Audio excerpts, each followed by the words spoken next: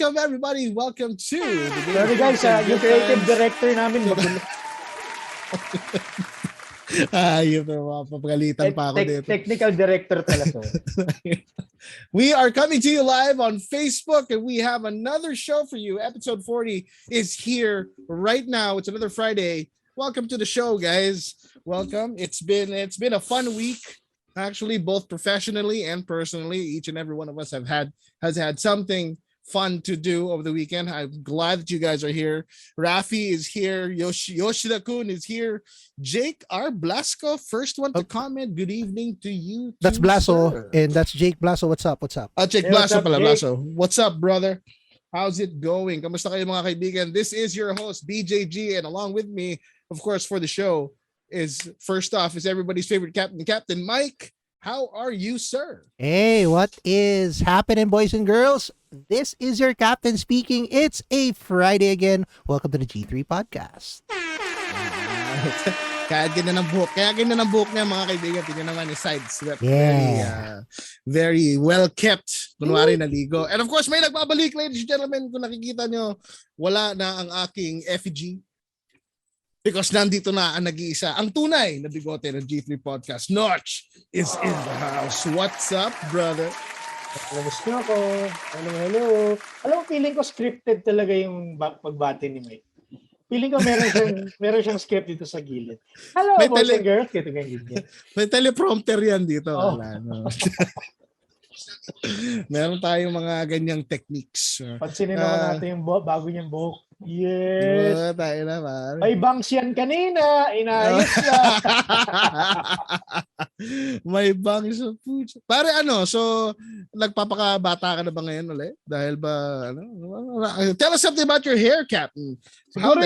Siguro yung pabango mo, Clinic Happy or Angel's Breath. Or Angel's Breath. I felt so old hearing Angel's Breath right now. You feel lang? You feel? You feel? Ako hanggang Atlantis lang eh. Tutot! Fahrenheit ka nga eh. Pasalamat ka, pare. You're more of a... Hold on. You're more of a Fahrenheit guy. Bruto. Ano yun? Bruto? Bruno? Brute! Brute yun eh. Mas alam mo yun eh. Brute yun, brute, pare.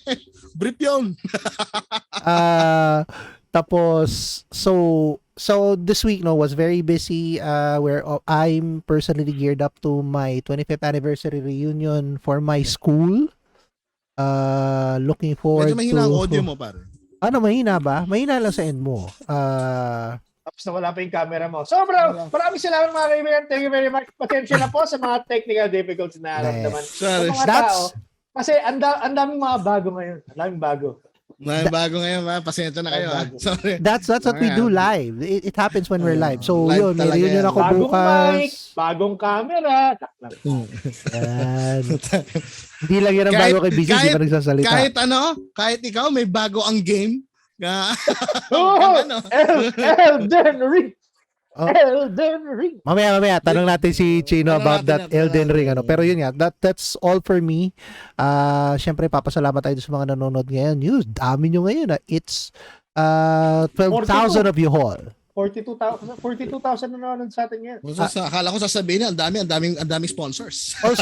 Also, kung nanonood kayo sa Noch, Pop Mag, Gory Gaming, and obviously Captain Mike, dito kayo sa G3 Podcast. We'd be more than happy to hear you out.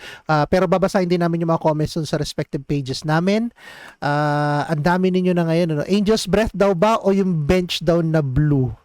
Bench 8. No. That's Old Spice with a white bottle and the red cap with the ship in the middle. Tama naman, Old Spice. Old Spice, spicy old person. So I'm more of an Atlantis guy, just so you know. Pero ikaw ba? Wow, Atlantis! Pero ikaw ba, William? Let's talk about you bago tayo mapunta kay Notch, kasi Notch has is the cherry on top in the kumustahan. Mauna na ako kasi si Notch ang kanyang So I'm recently, if you guys notice, I have a little bit of an upgrade. Oh yeah. For the camera and also some lights hopefully soon. Shout out to my daughter. Thank you very much for lending me. Hiram lang pala. Sobrang ganda ng camera. Nakikita ko yung pores mo. Yeah. Di ba? Parang malalaki yung pores. Oo, di ba? Pagka pinaayos ko yan, hindi sa Belo pupunta yan. Sa Aguila Construction. Hindi kaya na foundation niya, pare Sa palitan. Republic Cement. Republic Cement yung Republic Cement only touches my skin. Plus Hardiplex. Sponsors. Baka naman. Baka naman, no? Ano kaya, gawa tayo ng isipin yan, marketing plug yan. Magpa-makeover kayo, sponsored by Republic Cement. Papa-makeover ka. Tinan niyo yung binanggit ni JM, Dracar. Yun kasi yung pabango niya nung yan. Lagi kami magkasama yung Dracar. Yan. Alam mo pare, naamoy ko yung Dracar eh. Hindi kompleto ang amoy niyan kung hindi mo maamoy ang katabi yung gold na necklace. May amoy yun eh. So pag naghalo yung Dracar tsaka yung gold na necklace pare, yun yung. Tapos may suot kang may suot kang jean jacket. Uncle Feels. Ito, sinasaniba na naman tayo ng espiritu ng Sabado, espiritu ng Biyernes. It's the spirit of the weekend. Pero ang highlight talaga is somebody made quite the purchase last night. Finally, somebody got their hands on the newly released game, Elden Ring. Woohoo! Just and released yesterday. Noch, what is the Elden Ring experience, my God? Kung nakatapusin yung podcast para mapaglaro na. Tapusin na natin. Sorry. Nakasagabal ba kami? End na tayo. Sagabal tong podcast sa paglalaro ko. Pasensya na.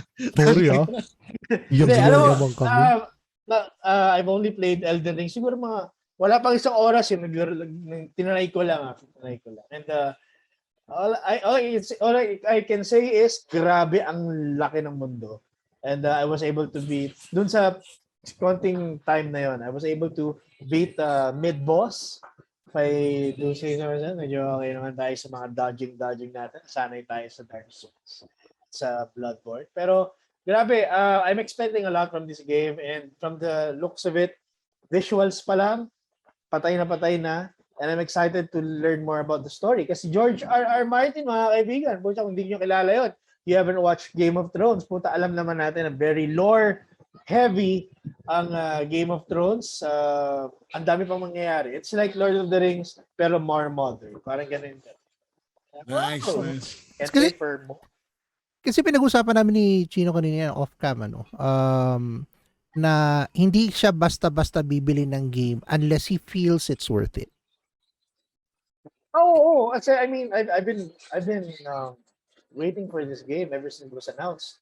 Lalo na nung nalaman ko nga si George R. R. Martin is the scriptwriter. So, definitely, hindi ako masyadong naglalaro ng Soulsborne games, guys. Pag naglalaro man ako, hindi ko siya natatapos. Probably because mainitin ang ulo ko talaga. Pero, I mean, I think this could be the first Soulsborne game na I would really try to finish. Sabi ni JM, walkthrough video. Oh, ayan na. Alam mo na. Yan na. Okay. Alam mo naman mahina yung ulo ko eh. Pag walkthrough video mo pa ako. Walkthrough lang. Huwag ka na lang kumomento, pare. Pagka may kumomento, shut up! Emotional damage! I will take you to Jesus. I will take you to Jesus. Emotional damage! Yan yung mga mahihirit ko doon. Yan ang mga nilalaro talaga dapat. And Elden Ring is making quite the waves since it hit. And I think I saw an article earlier today saying that it's the most reviewed or positively reviewed thing. I don't know about the positive thing, but it has something most reviewed game of all time. Well, one of the most highly reviewed games of all time. Halos lahat 10 out of 10. I haven't seen a 9. You haven't pa? Okay. Oh, well, I did. Oh, by the way, I did see a 9 sa IGN. 9.5. Tangina mo. Nahiya pa dun sa 0.5 eh. Nagbigay pa ng loose change. And IGN to. So, I mean, everyone has been, some people have been dissing IGN for their reviews. Pero, giving 9.5 where all else is 10, di ba? Well, I think having a game with such a highly rated review and or reviews for that matter really speaks volumes about how, number one, not only the quality of the game, but also how many people anticipated it since it was announced like a couple of years back, right? It was announced. Yeah. I think it was in E3 that this was announced. If I'm not mistaken, correct me if I'm wrong, but when they announced it, it was such a mystery. I remember we watched it. We Elden, ano to, and as the years went by and the development came to fruition, and hopefully it all just goes up from here. They set the bar so high at this point for a lot of games that even the Dark Souls remasters are shaking in their boots diba? Kabahan ka na Dark Souls, diba? Pati I mean, it's easily a contender for Game of the Year. Kasama na yung Forbidden West doon, I think, no? So that's another contender for that. Yeah, it's another contender for that. Actually, it's exciting times for gaming this year kasi sobrang daming mga releases ngayon. Tapos ang dami pong lalabas na TV series based on gaming like Halo, di ba? Nier Automata anime. There's a Fallout. There's going to be a Fallout series soon. So, yeah. Oh, may nakita na akong isang comment sa andyan na siya. Si Joshua Clark is here saying, hello, sir. Spending more time tweaking settings for the open area than playing it. Lol. Oo. Ganyan ako sa Nier Automata.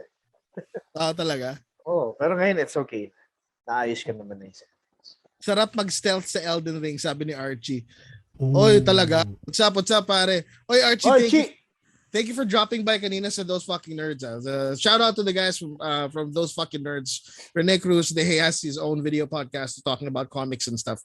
So thank you for hanging out. By the way, guys, si Archie yung gumawa nung Noch na logo, little Noch na logo.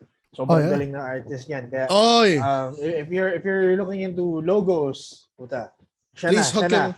Let us know. We'll hook you up with Archie. And of course, kung mahilig kayo magpatato, di ba? Siya na rin. Oh, you Archie, don't see quality. Nag-house to house ba? Nag-house to house ka ba, Archie? I believe. Alam mo nag-house to house. I believe he is. Talaga? Goods. Pero dapat masarap ang pagkain pag si Archie titira kasi huwag kang mag-alala. Hindi pwedeng basta-basta yan, ha? Huwag ka patanga-tanga pag si Archie yung tumitira sa'yo. Huwag kang mag-alala pagka pinakain ko yan. Hindi, I've seen dun sa stories niya yung mga ginagawa niya, no?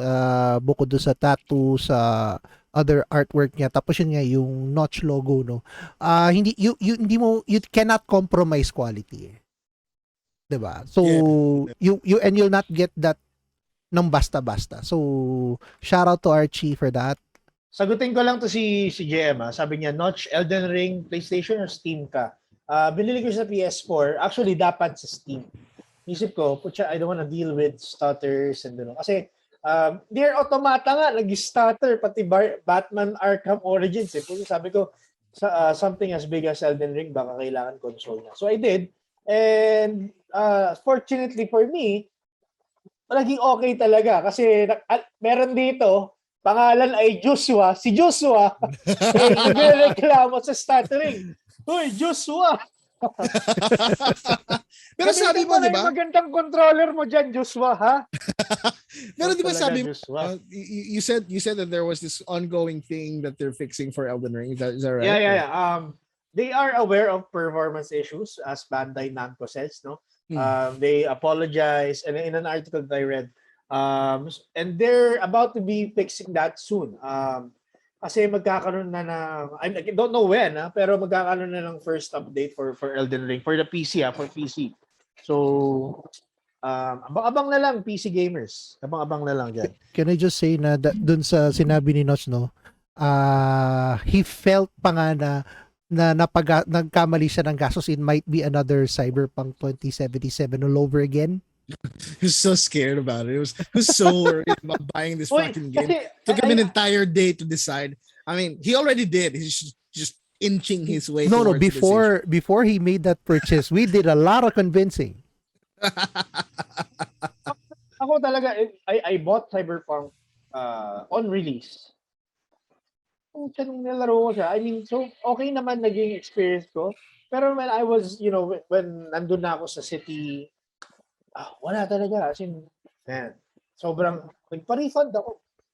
And, sabi nga nila, sabi nga talaga nila, it wasn't really supposed to be released for older generation. It's really for the PS5 and PC, supposedly yung generation of Xbox series, yung mga ganon. So, wala tayong magagawa eh. But I'm still happy for CD Projekt Red because they're currently fixing the Cyberpunk 2077.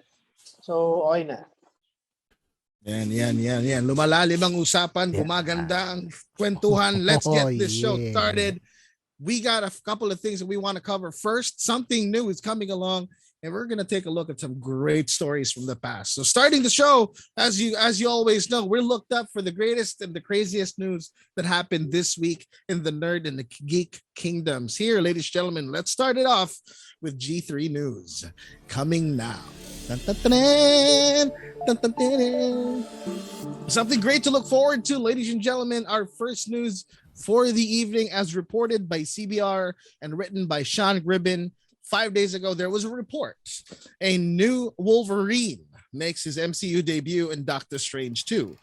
From an article from CBR.com, a new report claims that a fan favorite mutant is breaking out the claws for Doctor Strange in the Multiverse of Madness. According to the news report, the claws are coming out for Doctor Strange in the Multiverse of Madness. The Illuminati's Joseph Deckelmeyer posted on Twitter to say that fan favorite mutant and X-Men member Wolverine will be making his Marvel Cinematic debut in the upcoming film.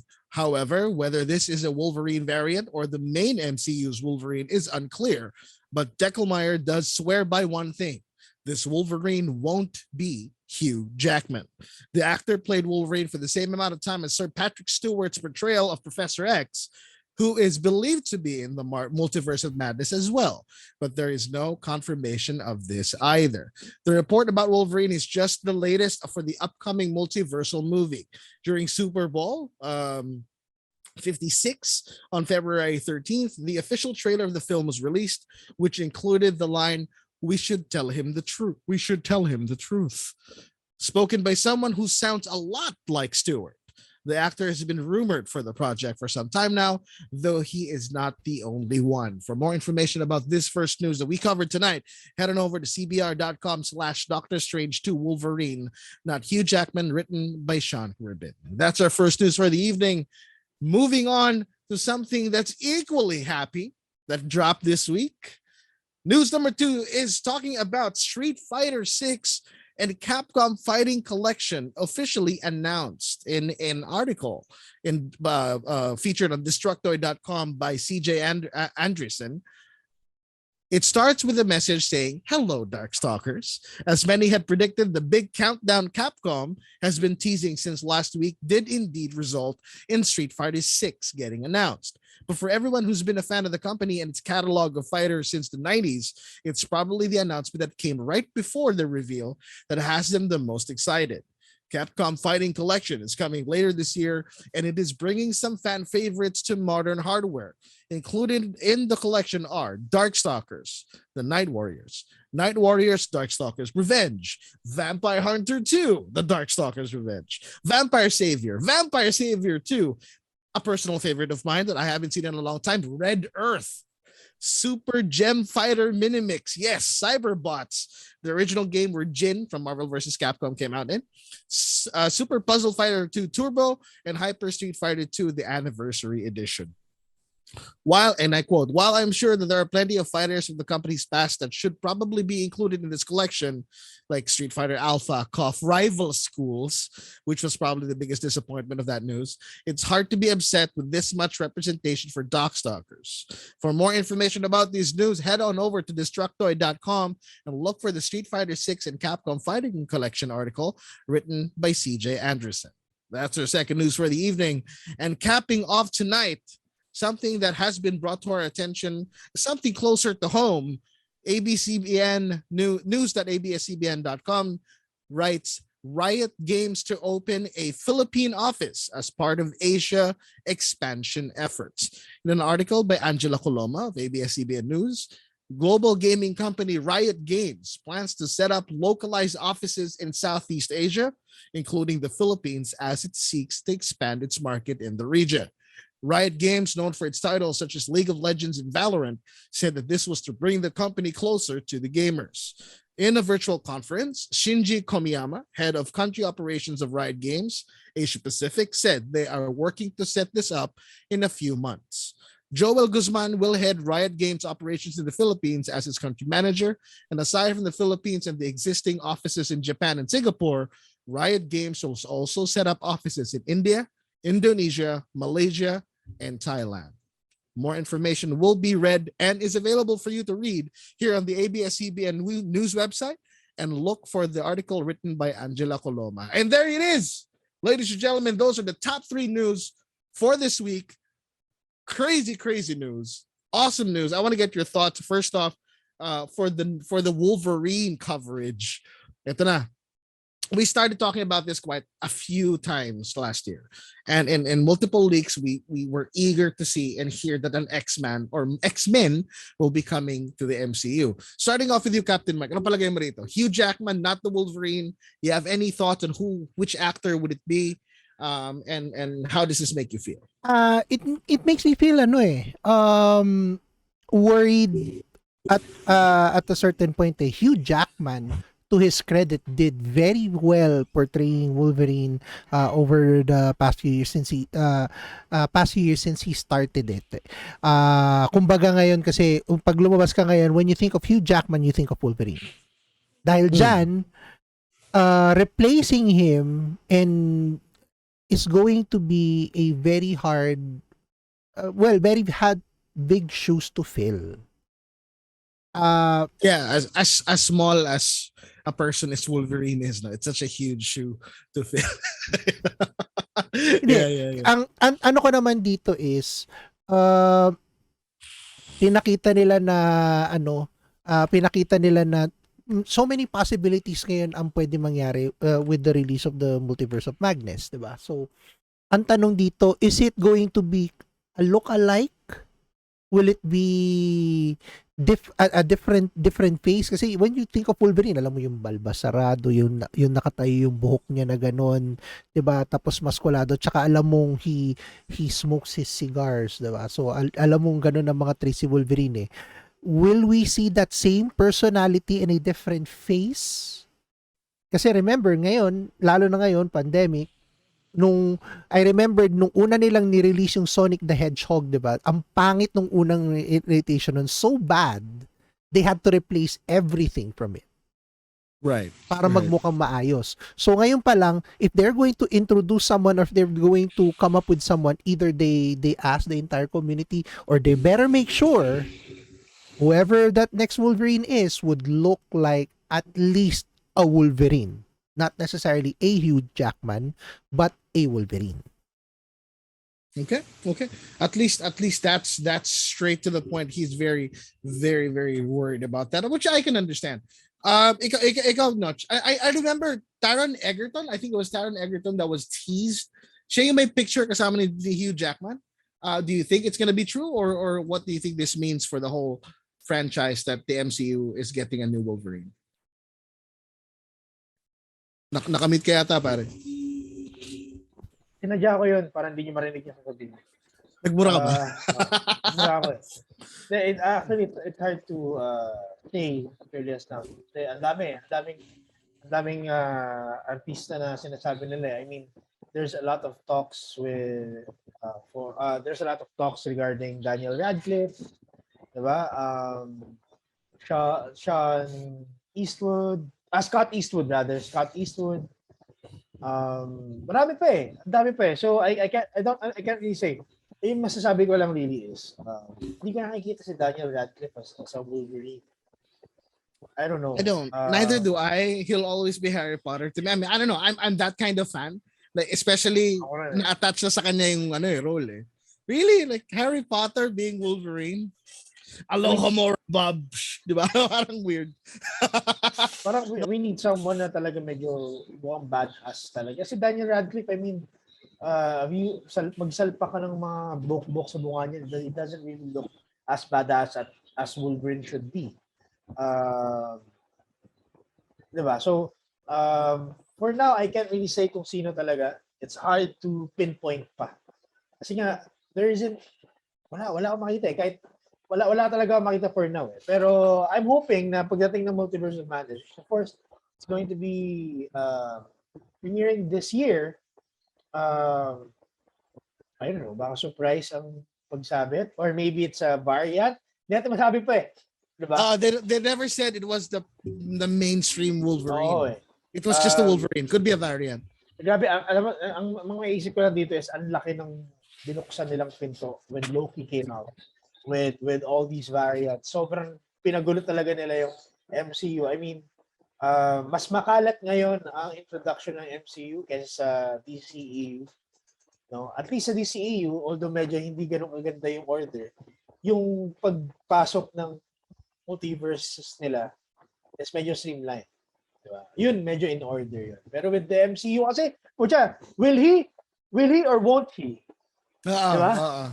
Leaves a lot to speculation and imagination. If he does, is this the main one or is this a variant? Ganun na eh. And speaking of Multiverse of Madness, katulad nito, maraming lalabas na variants na ni Stephen Strange. They're saying that Defender Strange. The Defender Strange will be there.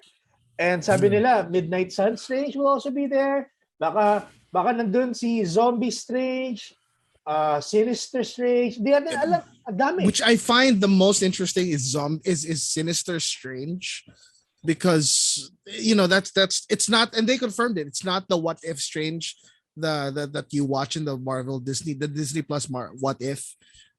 It's the Sinister Strange that comes out, which then brings another storyline into the order of things, which then is interpreted to a different variant or a different timeline. Also, syempre, there are talks about Peggy Carter, di ba? Oh, nandun yung shield eh. Nandun yung shield sa intro. Pero hindi natin alam kung if it's going to be the What If Captain Carter or is this another character they're going to be introducing to the multiverse similar to Sinister Strange. Hindi natin alam. No, so as for Wolverine, I'm really I would be really happy if he would appear. Magiging masaya nga ako kahit si Hugh Jackman nga eh, kahit Old Man Logan lang dating eh. I mean, I'd be happy with that. Alam naman natin hindi naman continue yun, pero at least makita lang natin. 'Di ba? Pero right. if this is the MCU's way of introducing the X-Men gradually with Patrick Stewart and a possible X-Men, possible Wolverine appearance, then, diba? Why the hell not? Tagal na natin hinihintay ito sa WandaVerse. WandaVerse pa lang nung lumabas si Quicksilver. True. Nabaliw na tayo eh. I shat my pants when I saw Pietro. Sabi nga, sabi si Felix Ackerman, Deadpool. Sabi nila, and actually, Ryan Reynolds posted and deleted a picture. Iba na yung costume ni Deadpool. Iba na yung costume ni Deadpool. I'm not sure what said, pero ang nalaman ko lang is it was a screenshot, or maybe a picture from the multiverse of Madness shooting. Really? Shoot rather. Tapos nandun daw nga si Ryan Reynolds, Deadpool, and sabi nga nila, it was confirmed. Alam naman natin kung gaano kadikit ang Deadpool with X-Men. Right. But he's doing an Andrew Garfield. He's saying he's not part of it. He's doing an Andrew Garfield. So people are saying, sure. Pero, diba, ako kasi, nung sinabi niya yun, tignan niyo yung behavior niya after he said. I actually haven't seen that video. I love he looked that video. Away. Ito he looked away, and he looked down, tapos inulit niya. Pare, maniwala kayo pagka si Chino, he's a behavioral specialist by trade.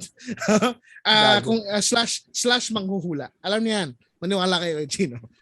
Marami rin mga sinasabi dito sa comments eh. JM said Viggo Mortensen for Wolverine. Why not, no? Pero matanda na si Viggo Mortensen. Yeah, and mind you, Hugh Jackman didn't look all that great when he first came out as Wolverine in X-Men. Di ba ang pangit na eh. I mean, well, I'm not saying pangit si The Hugh first Jackman. one, the first X-Men I would masyado have nilang his- masyado nilang ginaya yung buhok ni Wolverine na pag ganun eh. Oh, and then he wasn't even physically. Diba? He's not even ripped. Diba? So The best Hugh Jackman Wolverine though was old was man. from Origins. Yun nga. So, Origins. kasi Diba? may nagtatanong din dito, curious si Archie kung sino daw yung bagong Logan. Although sabi ni Felix dito, he is Radcliffe. He's posing for Si Mark Logan daw. si Mark Logan daw. Pero ang iniisip ko, ito bang iniisip ni Felix is the Daniel Radcliffe? Tama ba to? Yeah. Di ba sinabi ko kanina? There are talks nga na Daniel Radcliffe talaga. Maraming nagsasabi. And I don't know. Mga kaibigan, nandito na ako sa Multiverse of Madness. Mga kaibigan! Mark Logan. Ilalabas ko na ang claws ko! Ano naman? I'm the best at what I do! Magagalit si Lars niya, ba? Si Lars Santiago po. siya pala si Wong. But anyway, there are a lot of speculations for the Multiverse of Madness. We're very happy to see X-Men and mutants in general finally making it into the MCU, which is, I think, something that we've always dreamed about and dreamed for ever since the MCU came to be. When are we going to get our X-Men? And hopefully Multiverse of Madness is here. But speaking of what we have been wishing for, when Street Fighter 6 dropped, I remember it was my brother, it was Joshua who notified me of this countdown on Capcom, and there were a lot of speculations as to what it was. The most prominent ones are Resident Evil and Street Fighter 6, which makes perfect sense. I remember even Raven Eyes commenting. Shout out to you, Almond. And he made perfect sense because this was happening right after Capcom Cup. And Capcom Cup would always have a Street Fighter related announcement ever since it started doing it. True enough, it was kind of both because the Street Fighter 6 is running on the RE engine. If you guys notice, if you guys are already read about it, it's not running on Unreal anymore. It's an RE engine, and it did show a lot of visuals, including that post where they're saying Ryu is well endowed in that post. Malaki daw yung ano ni Leo. Pero what we did not expect would be the Anniversary Fighting Collection, which to me was very surprising that they brought back Red Earth and Pocket Fighter. Those two things, and of course the Dark Souls series, Darkstalker series are there. I'm quite disappointed they did not put in rival schools because sabi nga neto ni Archie, rival schools will be nuts. Yes, we've been waiting to play a new rival schools. Actually, yun nga iniisip ko eh. Sabi ko, tangina, walang rival schools. I mean, they're showing off, naglabas na sila ng Darkstalkers, Red Earth, yung mga old school na Capcom fighters talaga. Capcom fighting games, and tapos, naglabas na naman sila ng Street Fighter Anniversary Collection. I mean, that's done. Mag-rival schools naman tayo. Puno na tayo ng Street Fighter. Tama na, may Street Fighter 6 ka na nga. Meron ka pang old school Street Fighter doon sa collection. Pucha, tama na, huy! Right. Sabi ni Archie, same height, feet too pretty for a Shoto. Oo nga, no? Kasi yung paa ni Rio, ang ganda eh. I mean, nahihiya nga ako eh. Bagong manicure, bagong pedicure. Bagong pedicure. Yung sa akin, parang aswang. Ha? Ay, wala na naman akong video. Wait lang. Camera. Ako, siguro para sa akin, I feel na pinakita lang nila sa atin yung trailer. Lang yun, and that's it. Actually, hindi trailer yun. Teaser. That's just a teaser. Oh, sige. Teaser yeah, na they just teased it out. It was just Luke and Ryu squaring off. And I love the fact that they went for hot Ryu. The full-on beard, shirtless Ryu. It's crazy, man. Ang tingin ko dito is will they go 3D na ba? Kasi yung sa 6 ay sa 5, 'di ba? It was iba yung animation ng 5 eh. Yes, 2.5D, 2.5D. O yan. I don't think they're gonna go for full 3D for Street Fighter 6 because I don't think gagawin na nila yan. I Kasi don't they think will be babalik Tekken. pa nila yan. Yes, agree. It'll be just Tekken. Gone are the days of Street Fighter EX where it was all floaty and 3D. Nobody liked it. Yung Street Fighter EX2 nga, hindi naman naging maganda eh. Even 3, even if they added, the older characters, D-Dark, explosive. Gusto ko na si D-Dark eh, yung naglalabas ng bomb. May tali.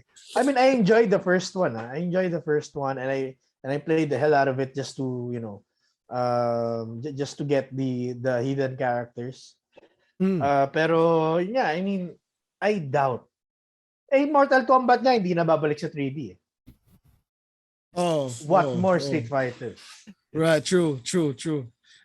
Sabi ni Archie Foots pa, oo. Siya lang po sa lahat ng Shoto, sa lahat ng mga practitioners of Ansatskin ang nagpapa-pedicure at nagpapa-foots pa. Hello, excuse me, nakakalimutan mo ata si Ken Masters. Si Ken Masters mayaman kasi may pambayad kahit na, Shoto pa rin yun. Sa bagay. Si Akuma lang ang dugyot. Okay. Hindi naman Shoto yun eh. Shoota. Sabi ni Joshua, which is true, Ryu Redfield. Ano masasabi niya doon? Ryu does look like Chris Redfield in terms of his square jaw and everything and his hair. Ano masabi niyo doon? Masyado na natin nilapit sa Resident Evil ang lahat Oo, actually. Yun naman sabi ko. Diba? Okay na yan. Sana lang, again, ito na naman tayo sa mga games na people are so excited about, tapos they end up na feeling nila they were robbed kasi unang labas nung magkakaroon kagad ng glitches and bugs.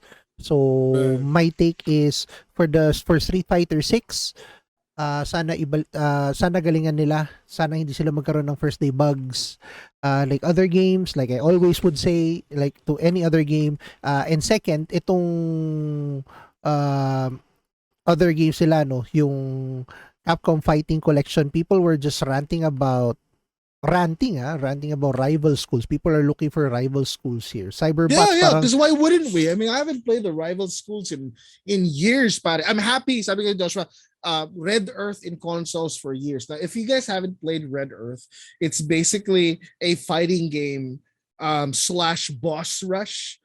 That it's such a weird concept of a game, but it actually had great artwork, wonderful mechanics, and we've never seen a home console port in years. It's always been an arcade thing. Ayun yung matandang lion. Yung si Scar yun eh. Si Scar yan. And it plays great. Because you only get to play as certain characters and you have to go through the bosses of each one. It's like a combination of a beat 'em up hack and slash fighting game. Right. Pero ang cute doon pare yung puzzle fighter. Yung pocket fighter. Yung kapag kumukombo ka, nagpapalit ng damit si ako. Nagiging member si ako. Yun yung pinaka, para sa akin, yun yung pinaka weird. Pinapasok pa nila yung pocket fighters. Okay lang, kung magpasok ka ng isang pocket fighters, pero magpasok ka ng dalawa. Actually, it could have been rival schools. Or, you know what? Just positively speaking, I hope they didn't do that because I sincerely hope Capcom, if you're watching now, please remaster. Do a freaking rival schools. Remake the entire or thing. Or sequel. Right? I mean, I'm happy with a remaster. I'm happy with an HD collection just like this. Lahat ng rival schools, lagay mo lang doon. Masaya na ako doon. Oo. I mean, even just a collection, di ba? Oo, kasi 1 and 2. And the features na meron ngayon yung features na meron ngayon tong fighting collection na to, such as the rollback netcode. So alam mo yun, people now has online multiplayer, has save I mean, if you're giving that to us, then you might as well add some more, other games. Again, Vampire Savior. Yung netcode naman has always been a problem with Capcom. Yeah, because it's Japan. They'd have no need for rollback. That's why they don't do rollback. Why would we need rollback? Our internet is great. sabi ni Archie, to pay homage to to Red Earth, diba si Alex sa FF5 meron siyang skin. May skin siya. So correct. I mean, yun nga Capcom has been, forcibly giving us these retro games ports, mind you, puro ports to. But they can't even, they can't even create kahit a port man lang ng rival schools, which has been always been requested by gamers, diba? By fans. So, True. Rival schools, guys. Ano ba naman 'yan? Nagkaroon ka na nga ng Akira sa sa Street Fighter 5 eh. Why not go all the way, diba? Tama.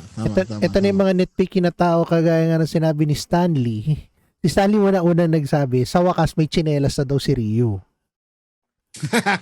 Nakabili rin. Na after 5 games daw, baka may pambili na daw ng footwear. Ito, may sinabi si Joshua. Tingnan mo, Star Gladiators. You haven't played Star Gladiators? Puta, sobrang ganda nung... Power Stone! Diba? Guys. Solid yun. Power Stone. Isa pa yun. I mean, there's a lot. Yung talks about the Marvel vs. Capcom remake. Oh. Diba? Ang dami yan. And you're going to put Pocket Fighters? Tangina naman. Oh. I mean, don't get me wrong. I love that it's there. It's just that, hey, you didn't need that. You didn't need that other Street Fighter game that just put one thing like Power Stone. Rival schools, put it there. Rival schools closest to Street Fighter, right? Put it there. Diba? Sayang. Anyway, we're going to be dealing with this a lot, and I'm thinking about, this is going to be a separate topic of its own. These things like here. Because we are going to be spending a lot of time talking about this. But just very briefly, let's touch on what's happening in the Philippines. Riot Games is going to come up with their own office here in the Philippines. What do you think this means for Philippine gaming? Guys, put that in the comment section below. Write down what do you think the future of Philippine gaming would be now that Riot Game offices are going to be here in the Philippines. Captain Mike, what are your thoughts on this one? You being in the competitive scene. It's gonna be good, obviously, for gamers eh. Sana gamers and people who want to work in these companies eh. Dati kasi we have to go overseas to play to be working for them. 'Di ba? Ngayon nagtayo sila ng localized office dito dahil lumalaki na yung market ng mga lumalaki na ngayon. Sa sobrang laki na ngayon ng market ng mga games na pinapalabas nila. I think they would need support na for these specific countries, and I'm happy to see that. Kaya lang nga, yun nga again, ano ang merong i-offer? Kasi sinabi lang nila set up office eh. Paano kung customer service ang nilagay doon? Business processing pala, no? Sabi mo, BPO pala. Yung credits ko, yung mga exclusive pass ko, ibig sabihin ba nun, yun lang i-cater nila, or they have more? Will they have more operations that will be coming in the Philippines and other countries? I think it's still a good thing kasi we're giving jobs to people na whose passion is gaming. So ako masaya ako doon. Ikaw, Noch, what are your thoughts of it being here in the Philippines? Well, now, ngayon, connect ko na, diba, kakalabas lang nila ng bagong hero to Valorant, which is sa Pilipina. And si Ilona Garcia yung kumanta nung pag-introduce dun sa character na yun. I mean, right. Pilipina rin yun. Diba? So I think that's a connection right there. Maybe they're saying na parang we're going to be closer to the Philippines. Yun nga lang, I hope it won't be another Garena that was really poorly managed. Sana mas maging maganda yung management ng Riot Games. Whatever their intentions are here, although I don't think na magiging BPO lang siya kasi there are careers or jobs that are being put out now, openings rather. One is a brand manager for MOBA. No, so alam naman nila na MOBA is very big here in the Philippines. Not so much Wild Rift, but more on Mobile Legends. But still, having an office here, ibig sabihin lang noon, you're willing, you're putting in effort to give support to players. Another thing is Valorant is one of the hottest games here in the Philippines right now. Marami naglalaro ng Valorant. And I guess maybe that's another thing. They're willing to give support, better support for baka magkaroon ng regional pricing for all the skins, di ba? Kasi Yan. mahal ang skins. Yan, isa pa. Mahal ang skins ng Valorant and gagastos ka talaga. So, hindi natin alam. We don't know kasi bago pa. And it's just like Ubisoft Philippines, di ba? Pagpasok nila dito, ang dami nilang pinasok ng mga artists. And if you do not know, Valhalla actually had a lot of Filipino teams working on it. Secret Six and Secret, shout out to you guys. Those that studio was contracted for that. Yeah. And you're right. You said Ubisoft Philippines. Sabi nga rin ni Joshua and sa comments, yes, Bandai Namco also has an office here in the Philippines. And one of the oldest, toy manufacturers in Japan, which is Tamiya. Tamiya is actually in Cebu. So these things, we don't know exactly what it is, but there are a lot of people that are saying, 70JM, it could be more for FPS team opportunities. Possible. Could be to hire more artists, sabi nga ni Joshua. Yeah. And these things are looking impressive. Similarly to having Nintendo recently, singit na lang din natin that Nintendo opened their own website, and the only thing that we're hoping for that is regional pricing for Nintendo games. Actually, funny that you mentioned it kasi naisip ko lang kanina, di ba? I mean, having yung news na si Riot magkaroon ng office dito isn't really that big. Kasi una sa lahat, hindi pa natin alam kung ano mangyayari. Correct. It's possible na baka support nga lang. It's possible that it's really just support for Wild Rift, which is hindi naman ganun kabigat dito.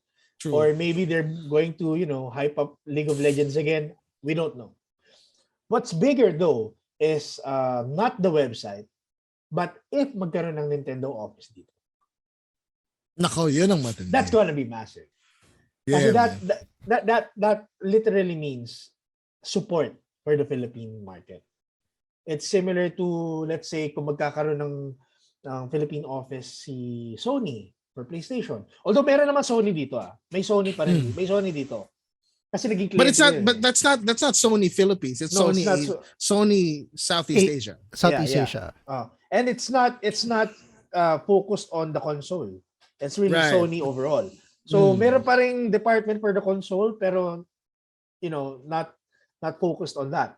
So kung magkakaroon ng PlayStation office dito, that's bigger than the Riot, I mean, I'm not saying na Riot isn't as popular as PlayStation and Nintendo, but let's face it, League of Legends is dead here. Maybe that's dead outside. They're actually probably just with the result of Wild Rift, they're just trying to bring it back with the hype and all that. Isipin mo, brand manager for MOBA. Isa lang naman yun Wild Rift lang yun Which means that I think they're planning something for Wild Rift or maybe another MOBA, which is I think if you're going to do that, creating another MOBA game. Yeah, and they had Arcane recently, so They just para sa akin, if they're going to create another MOBA game, medyo stupid yun. Kasi they just created Wild Rift. Tapos gagawa na naman sila ng MOBA game just para malabanan yung Mobile Legends. Hindi mo matatalo yung Mobile Legends. Mobile Legends not at this point. Not at this point. Implanted na dito yun. Diba? Right. So what else are you going to do? I just received a report. Hindi naman report, pero comment ni Venus dun sa Captain Mike page. Kasi she works in a BPO, sabi niya more job or free coffee, free meal yung offers. Like how BPOs would. Pero according to her, and I need to type in my search here, they have 500 plus job vacancies. Riot? Pero keep in mind, walang Philippine office pa. Yeah, they're about to start. Wala pa. Ireland meron, China meron, Singapore, Brazil, Korea meron, pero none sa Philippines. 576 open positions, pero none. Ako okay ako and all that, as long as sabi nga ni Archie may multo doon, June lumipat sa office ng Riot. Tapos biglang naging Aswang Morgana. Ay, nako. Ayoko ng office na ganyan. Stop! Yorick is my office mate. Yan. But anyway, these things that are happening currently only speaks of one thing, and is that we're getting more recognized in the global scene as far as gaming is concerned. That we are an emerging component of the gaming industry globally.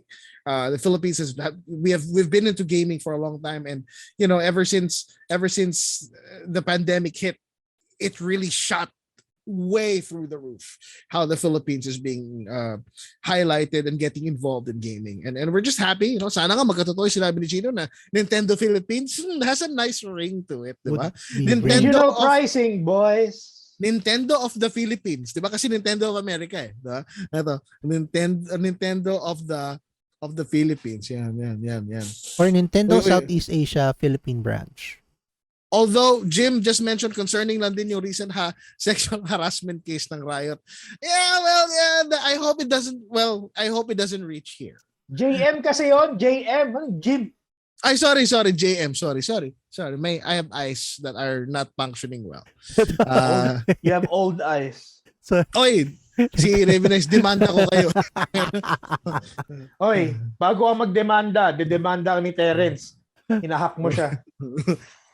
Basta sabihin mo doon sa kagawad, tignan mo yung mga taga-Pacoima, pare. Yung kagawad ang magliligtas sa'yo dyan. But anyway, those are the news for the evening. And ladies and gentlemen, we'd like to invite you to take a walk with us, to have a little bit of a little event. Meron tayong bagong segment, mga kapatid. Ladies and gentlemen, we have a new segment. And we here in this little segment, we'd like to invite you to enter the halls of heroism.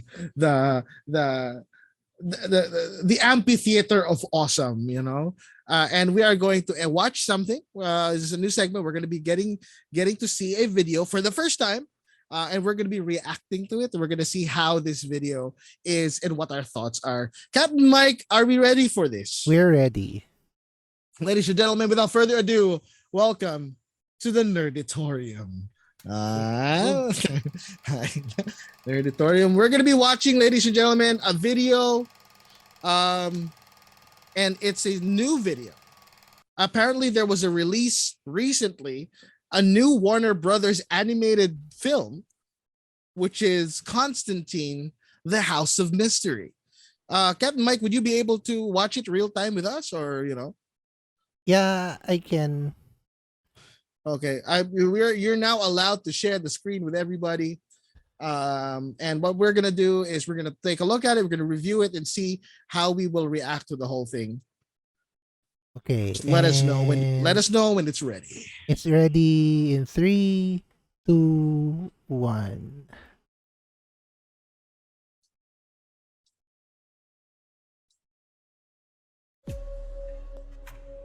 And the dad says, the aristocrats. That's good, mate. Siyempre may delay lang. Hand, John. Get rid of it. Come on, folks. Let's give him a hand.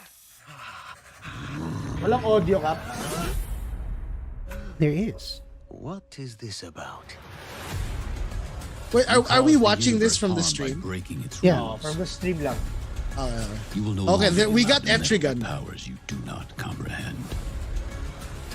Woe to you, John Constantine. Etrigan, bro. You are sentenced to spend eternity in the House of Mystery. You godlike beings can be a real pain. Oh shit, this is right after Apocalypse. You're turning my best mates into demons. Where'd you learn to use the crapper? What hit your mind? Be still! Fucking older Constantine. Oo nga. What's this? Why is Etrigan being an You're the one asshole? who wanted to torture me. What? What the fuck is this?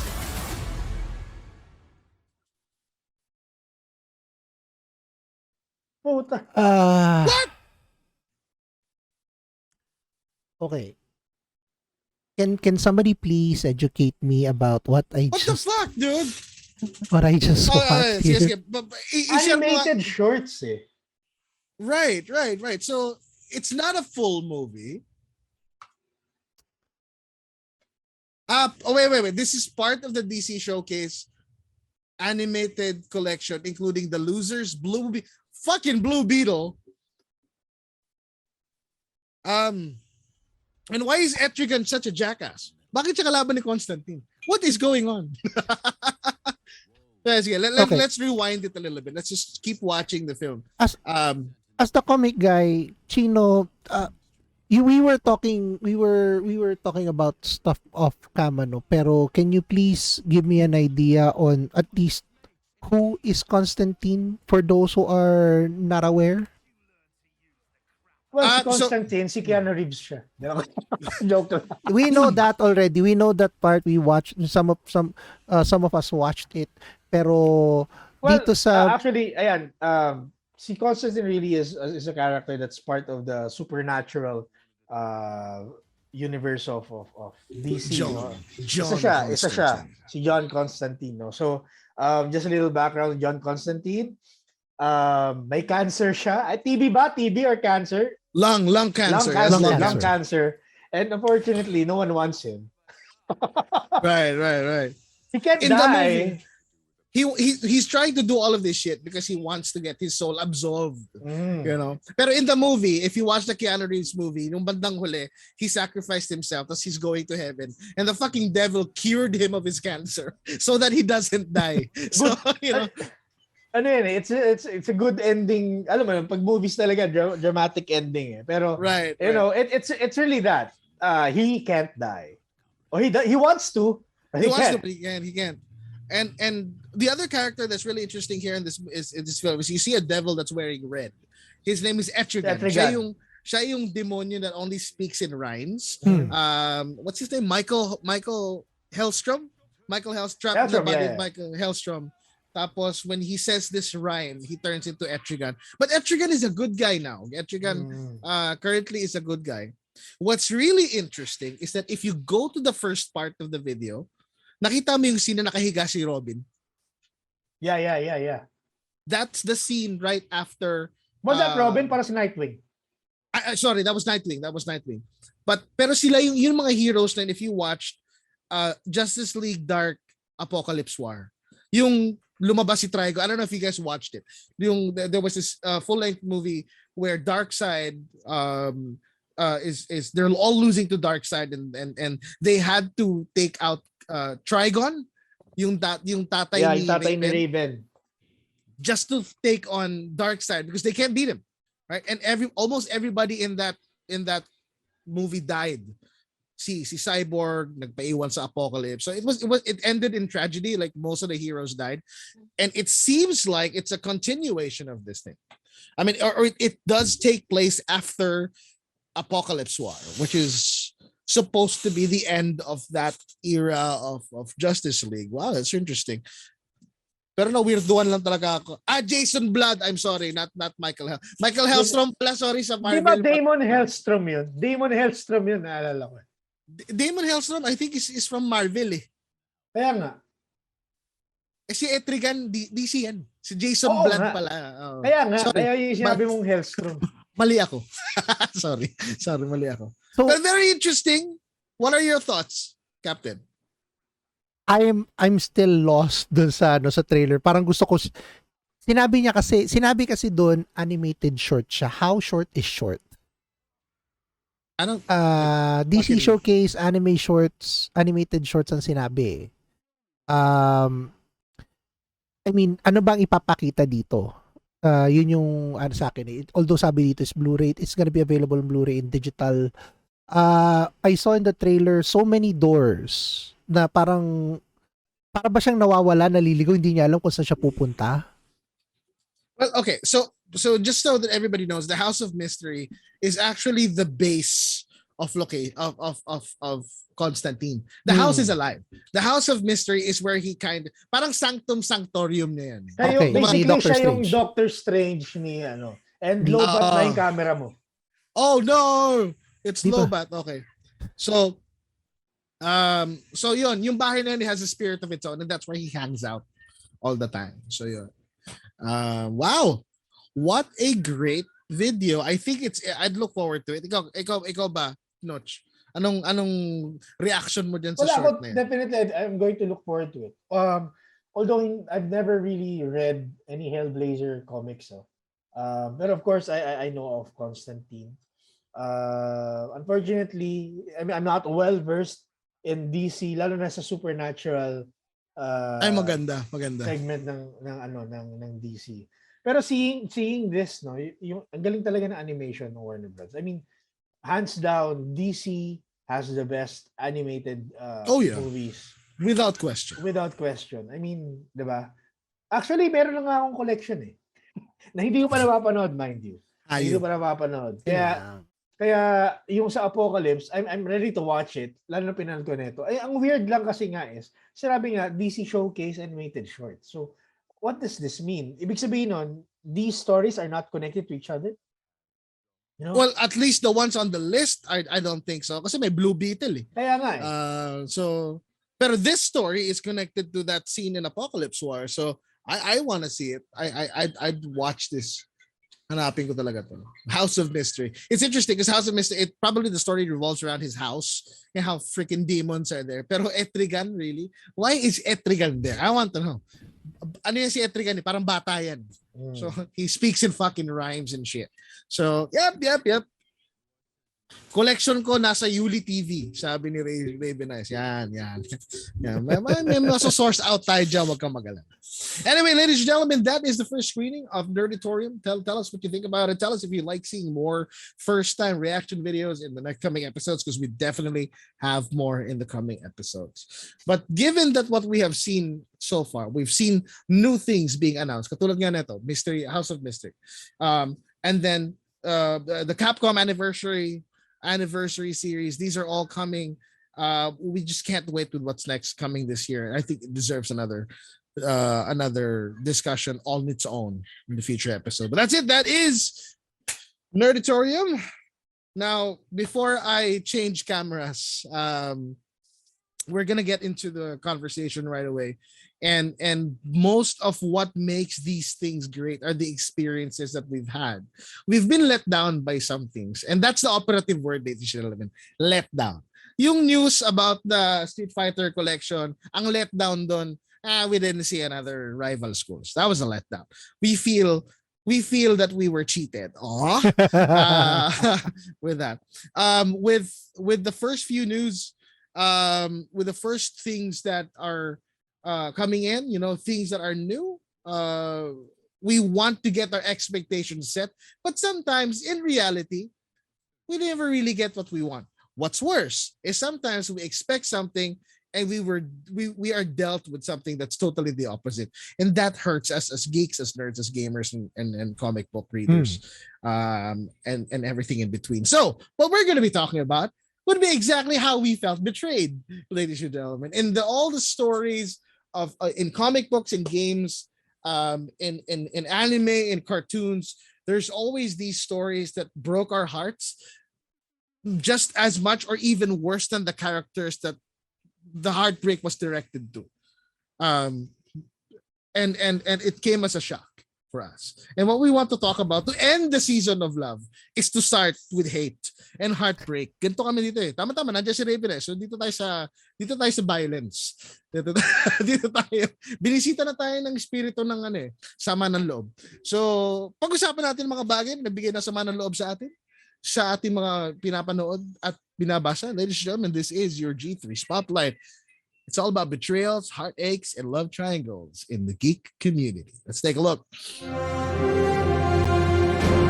Let me start off and let me posit a question to you guys. What was your most gut-wrenching, what the fuck happened moment in any of the media that you've seen? Things that you didn't expect, and the first thing that you asked that came out of your mouth is, why? Why did you do this? Or why did this happen? Yung mga ganyan eh. May battery pa yan. Kaya pa yan. Kaya pa. Sige. Sige, ikaw. Simulan natin sa'yo, Captain Mike, since nagpapalit ka. What sort of heartaches, apart from the non-Street Fighter rival schools, did you get recently? Heartaches. Recently? No, the ones that you saw recently, diba? So may mga disappointments ka. So, I mean, yan ang gusto ko. Dugo! Yan. Mga duguan, mga saksakan, mga breaking of hearts, violence, Emotional damage. Yeah. Emotional damage. Tama yung sinabi mo, Gino, kanina. That's exactly what we're going to be talking about today. Fucking taking you to Jesus and emotional damage shit. People that get betrayed and hurt. Saan yung, ano yung sa'yo, Captain Mike? What was your biggest source of heartache and betrayal in the geek community, in the geekverse, in the nerd kingdoms? Sa heartbreak lang naman, I mean, heartbreak, betrayal, and all that, probably on in one go, I would point out a certain tragedy for sa movie na pinanood ko. It's that Hawkeye, Black Widow, Endgame scene. Hanggang ngayon, pag pinapanood ko yun. Was it betraying though? I mean, No, hindi. I don't wanna see it as betrayed eh. But it ended in tragedy. Yeah, But it did ended in tragedy. So yeah, right. So ang ano ko dito is I mean that was a punch in the gut, man. Yeah. Fucking remembering it. Nag-away sila kung sino unang mamatay and obviously ended up that one person being died kasi baka may hindi pa nakakapanood ng Endgame dito eh. If you haven't watched Endgame right now and you're on a podcast that talks about comic books and videos, you have to ask yourself this question. Evaluate your life choices, okay? None of what we do have meaning here. So yeah, go ahead. Spoiler alert nga, Black Widow died pero nag-away pa sila ni Hawkeye dito. And alam mo yun, yung makita mo yung eksena nila eh. May maluha-luha pa si Hawkeye doon. That obviously led to yung continuous nga nung kanyang miniseries, 'di ba? Kita mo yung struggles niya doon. And for me, seeing that they were not even in a relationship eh. They're in a, unless I'm wrong kasi doon sa movie na yun, they're just obviously partners in crime. Yeah. So to lose someone like that, syempre, alam mo, heartbreaking yun. And that for me is still what hits the most. That is a gut punch. That is a gut punch. Ikaw, Noch, what is your tragedy story? What stuck to you for a long time? Medyo millennial to si Captain Mike. Putang ina, Avengers Endgame. Sa edad niya yung Endgame ang pinili niya. Na all time.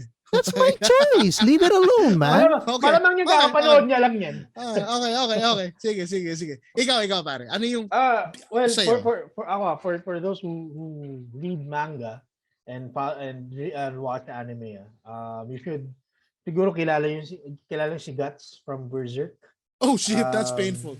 Oh fucking shit. Diba? Yung creator niya nasa langit na. So peace out.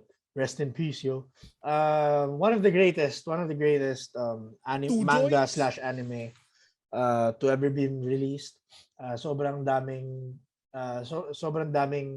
manga and anime that got inspiration from it. Anyway, kung betrayal ang pag-uusapan, which are definitely yung betrayal ni Griffith kay Guts. That was heart-wrenching. Sorry, for me. nawala ka. Ano yun? Who? Sino? Ikaw? Hindi. Ikaw ba? Yung sagot mo. Hindi ko kasi na. Nawala ka, Kap. Nawala. Ikaw yung nawala, Kap. Nagtaka ako eh. Ha? Oh, sige. So Griffith, pare. Puta, malungkot yung Brad, puta na. Yun talaga tragedy. Band of the Hawks, if I remember correctly, mahinang memory ako. Tama. Band of the Hawks. Tama. Band of the Hawks. Just a little backstory, no? Guts has always been a loner. Pero nung Band of the Falcon, there you go, Band of the Falcon. Pero nung nakilala si Griffith, kumbaga parang hindi naman finorce siya, pero he persuaded Guts to join the Band of the Falcon. Kasi ang lakas niya makipaglaban ni Guts, as in terms of being a fighter, pucha, Griffith level lang dating. And at that point, they fought a war, and they got injured together, and they became best of friends. As nagkaroon pa nga ng girlfriend si Guts dun eh. That's another heart-wrenching story for me. Hanggang ngayon, nagkaroon nga ng girlfriend siya dun. So anyway, biglang Griffith, lumabas yung tunay na kulay ni Griffith, and he was really doing everything because of fame and power. when they encountered, sorry, nakalimutan ko na yung pinaka-story. Pero basically, Griffith betrayed Guts to the point na harap-harapan kay Guts, nakipag-sex siya dun sa girlfriend ni Guts. Tapos, nagkaroon ng demonic scene pa na lumabas yung demon Griffith. Tapos, binuntis niya yung girlfriend ni Guts. Ganon. Well, that's goddamn. I mean, if you think about it, he chose that because he can't blame Griffith. Puta, parang nahuli siya. And if you guys were not following the story of Berserk, the context behind that was yun. Nag-away sila ni Guts eh. Nag-away sila ni Guts at some point.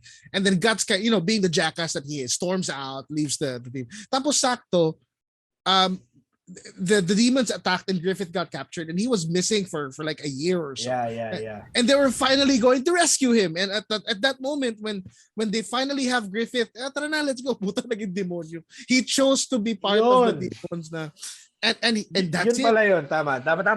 So nakalimutan ko na talaga ang tagal ko na. Crazy. Pero grabe, pinatay ni Griffith lahat ng members niya. Right. And he did that final act. Sa anime, doon natapos yung anime. Putay na, di ba? The last thing you would see was his face na galit na galit. Basahin niyo yung manga. I mean, the anime, okay. Pero the manga itself, pero may napansin ako sa sagot yung dalawa. It's really interesting. Now, in psychology, there are multiple types of love. And not one that you mentioned, romantic betrayal. What you mentioned and what really stuck to you was phileo or familiar love. Masakit yun, ano?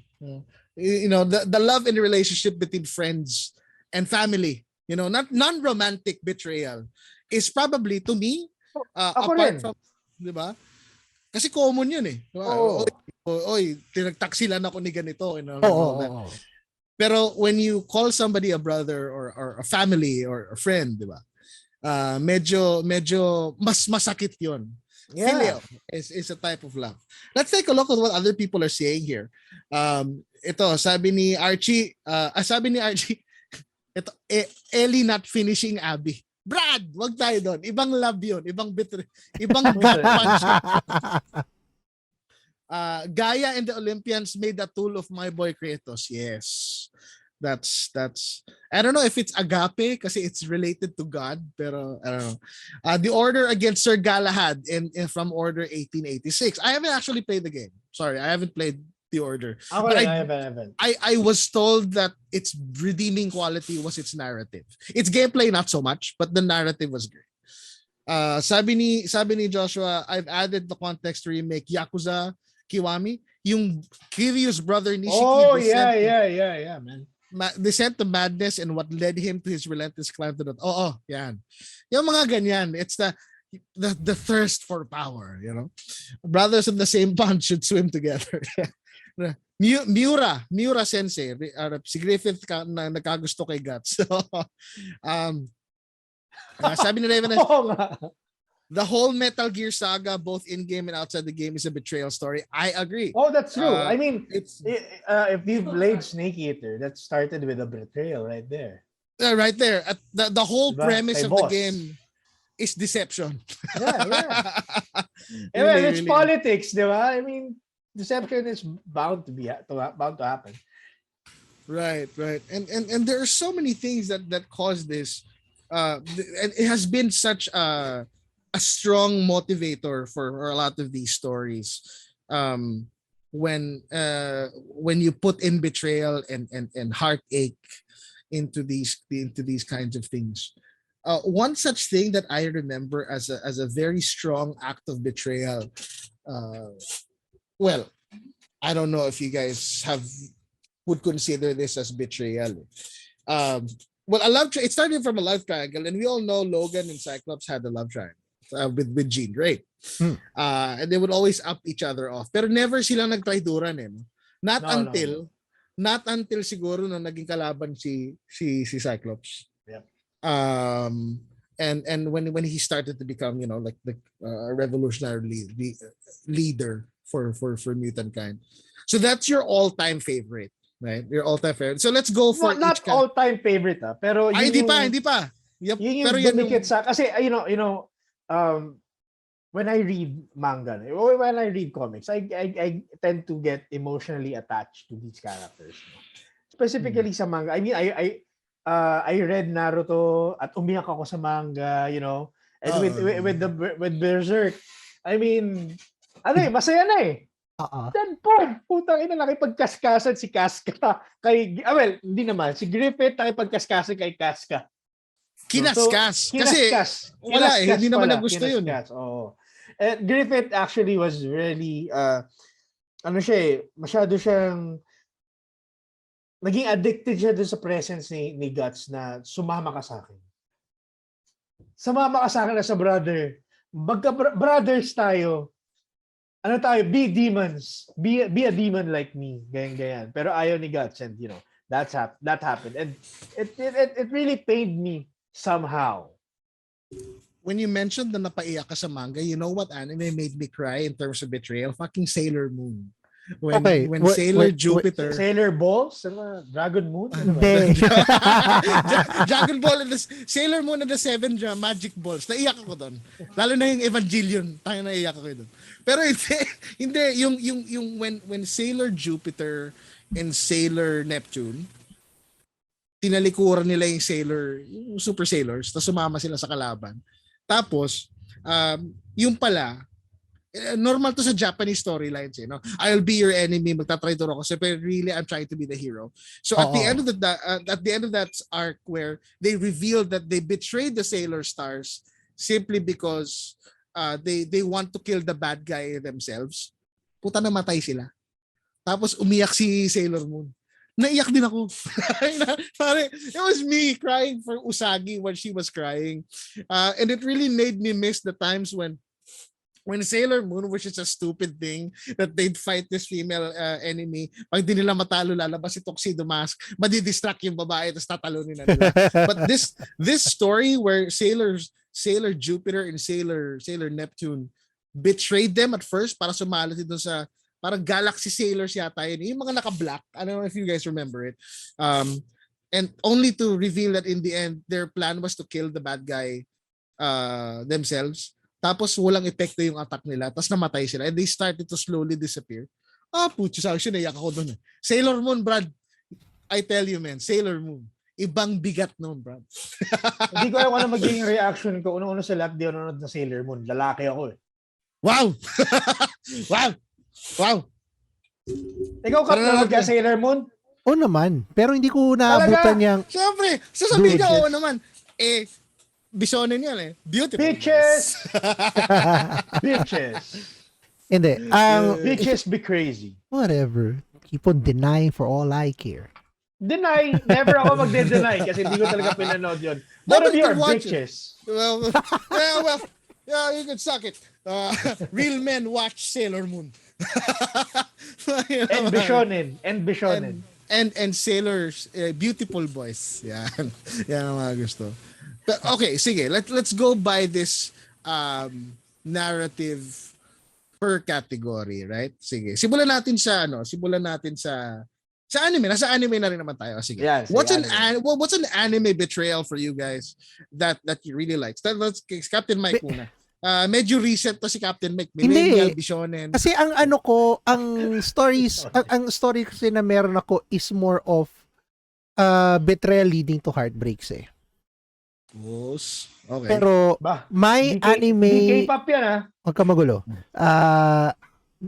Kung cartoons at anime lang ang pag-uusapan, or anime in this case, it's gonna be what happened to Ranma and Akane.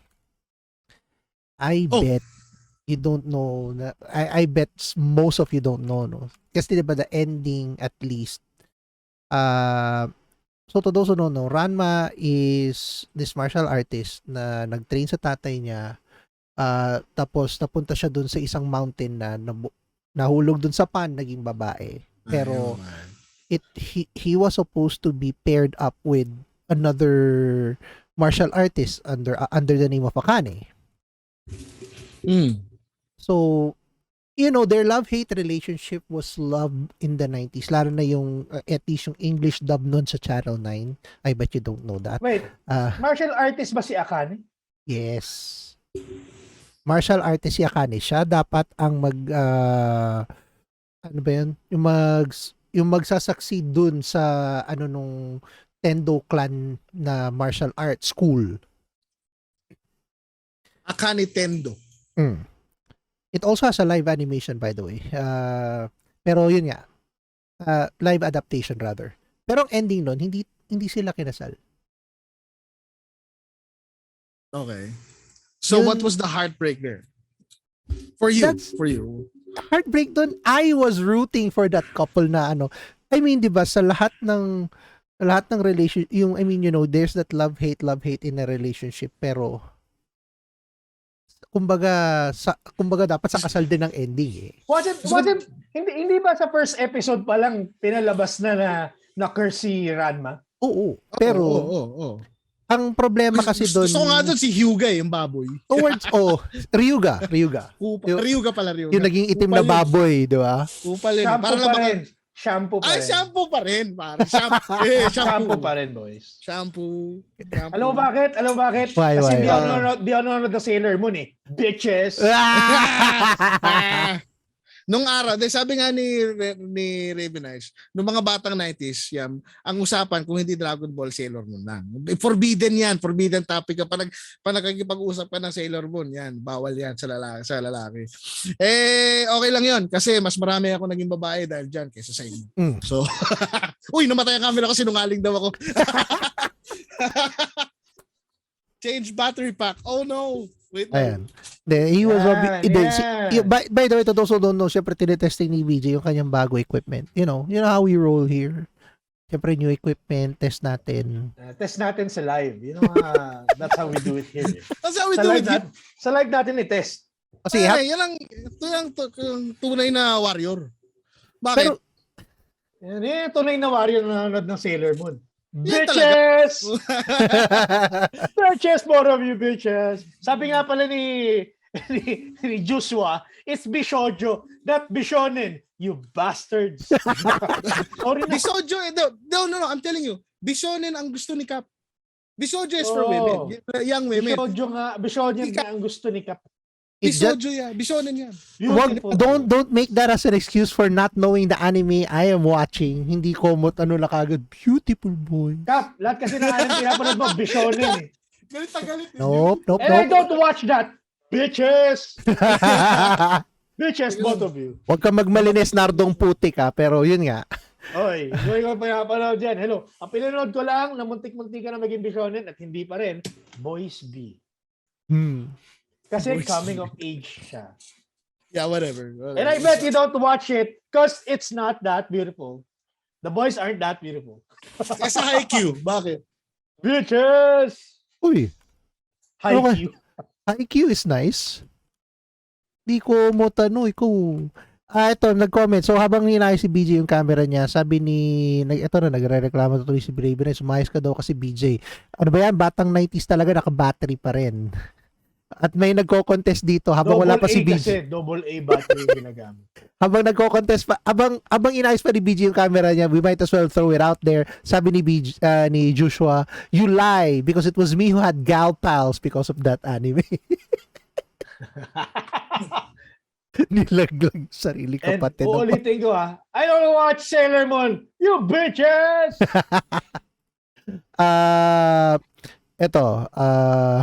Lahat ng nag-uusap sa Sailor Moon na babae na kilala ko 90s, lahat kamukha ni Yuli. Ulul, kasi lahat ng mga babae nilagay niyo yung mukha ni Yuli. Gago kayo. Ako, sige, since nabanggit mo na yung Ranma, diba? For you, that's a betrayal. Okay. Siguro para sa akin, aside from Griffith's betrayal, isa pa is, sa Bleach. Aizen, baby. Bleach. Aizen. Putang ina. That, manga pa rin to. And grabe yung twist na yun. With Aizen. Hindi ko naisip na gagawin niya yan sa totoo lang. And when he, kasi namatay siya eh. It was seen that his body was, his body was nailed on the wall. Tapos biglang Only to find out na ano. puta na wala pala siya. It was his power. It was his power of illusion. Basically that's it. No, so grabe yung betrayal ni Aizen dun sa Soul Society.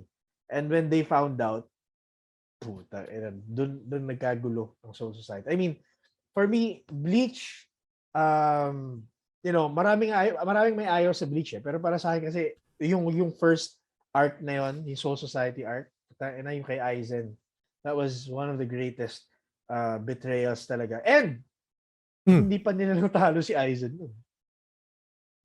I believe if I recall it correctly, parang pahirapan pa nga ata sila nung that time.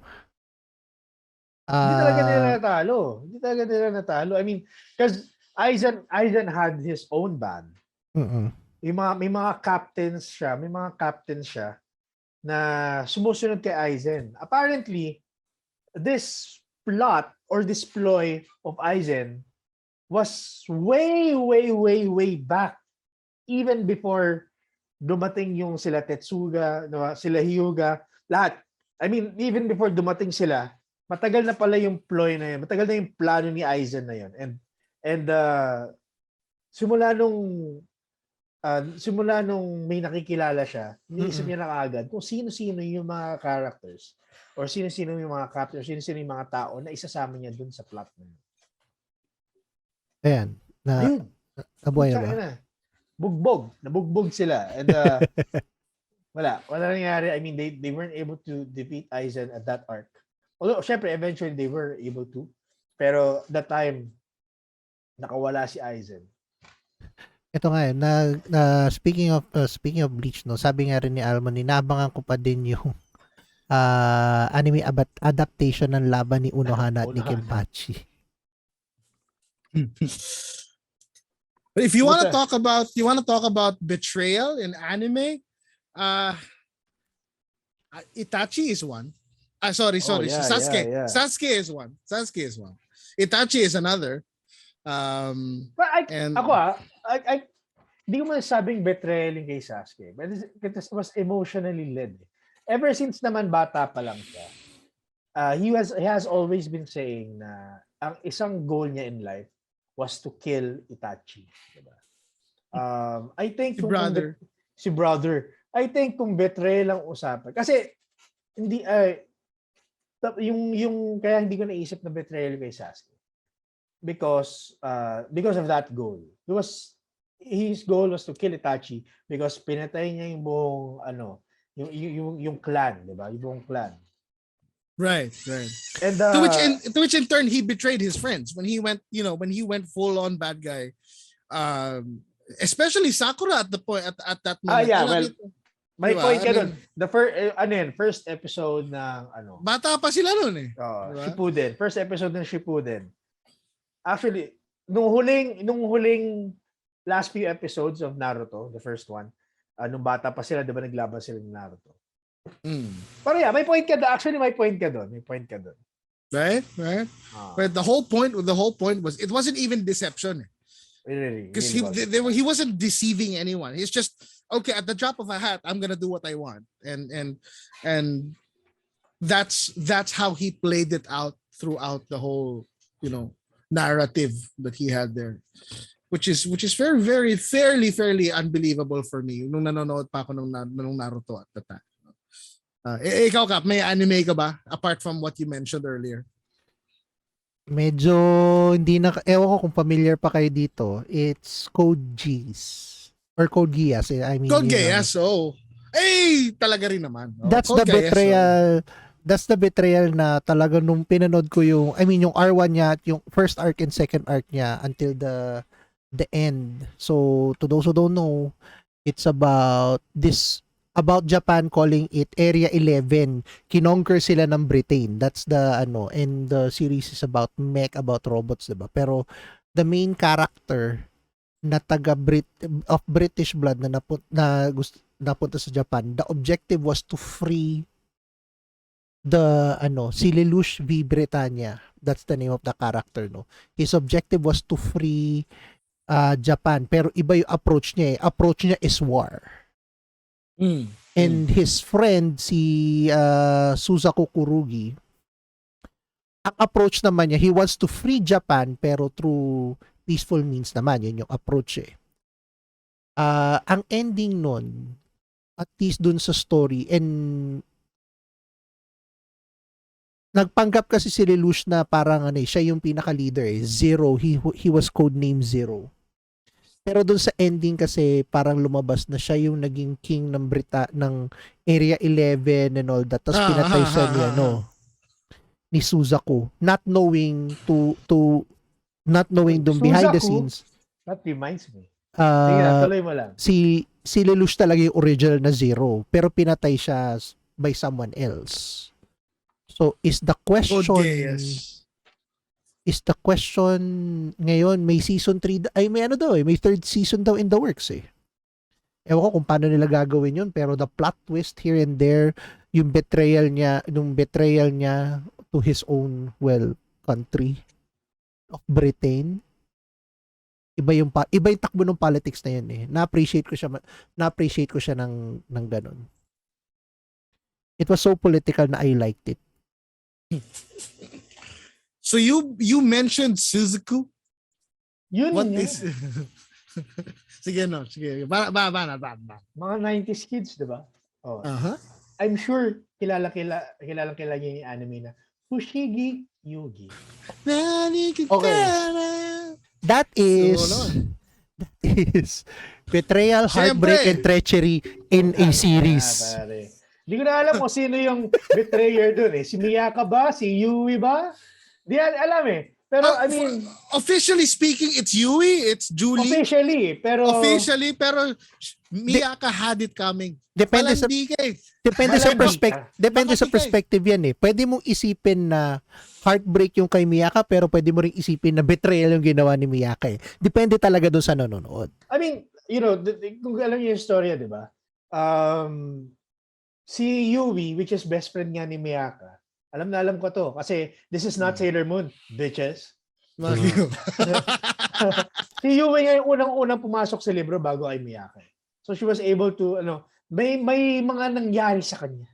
May mga nangyari sa kanya. And nakilala niya yung mga characters even before Miyaka came into play. Oo. Diba? Ang problema nga, nagkainlaban nga eh. Nagkainlaban. Ito naman Tamahome. Hattori yung sa isip ko. Si Tamahome nga is na-inlove na kay Miyaka. Hindi naman nga si Yui nga in love nga din kay Tamahome nga. Tapos biglang si Hotohori yon yung isa. Si Hotohori, yung king, 'di ba? Ngayon ang nangyari nga is nagustuhan ni Tamahome si Miyaka. Naisip niya, si Yui, feeling niya na betray siya ni Miyaka. Punta bigla pumasok siya kay Nagako. Oh, yeah. Which is kalaban talaga nila.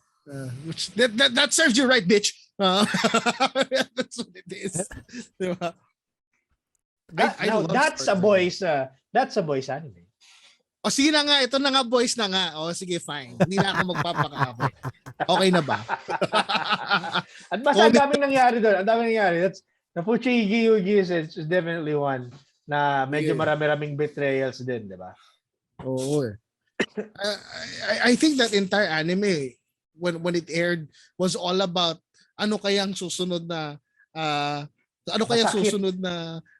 kahapdian ang mangyayari. Mga to si Reverence, Fushigi Yugi, lahat na nanonood na lalaki na nanonood Fushigi Yugi, siya na kinakarga.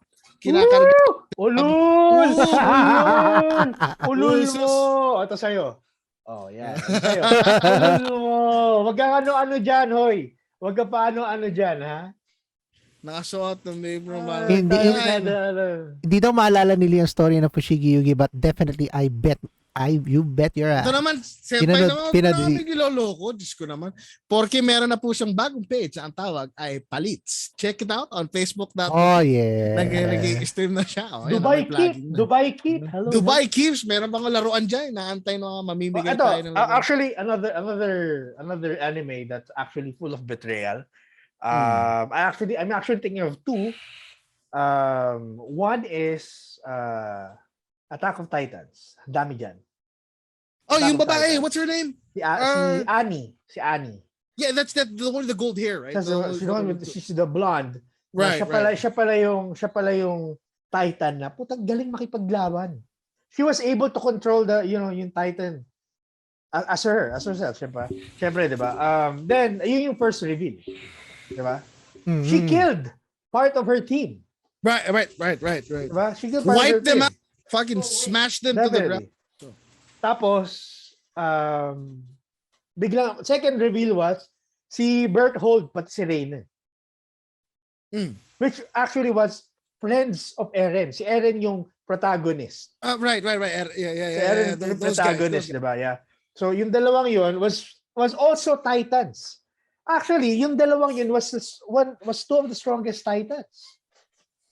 Yung Colossal Titan, naalala mo yun? Si Berthold ata yun, yung blonde na buhok. Ang malaking katawan.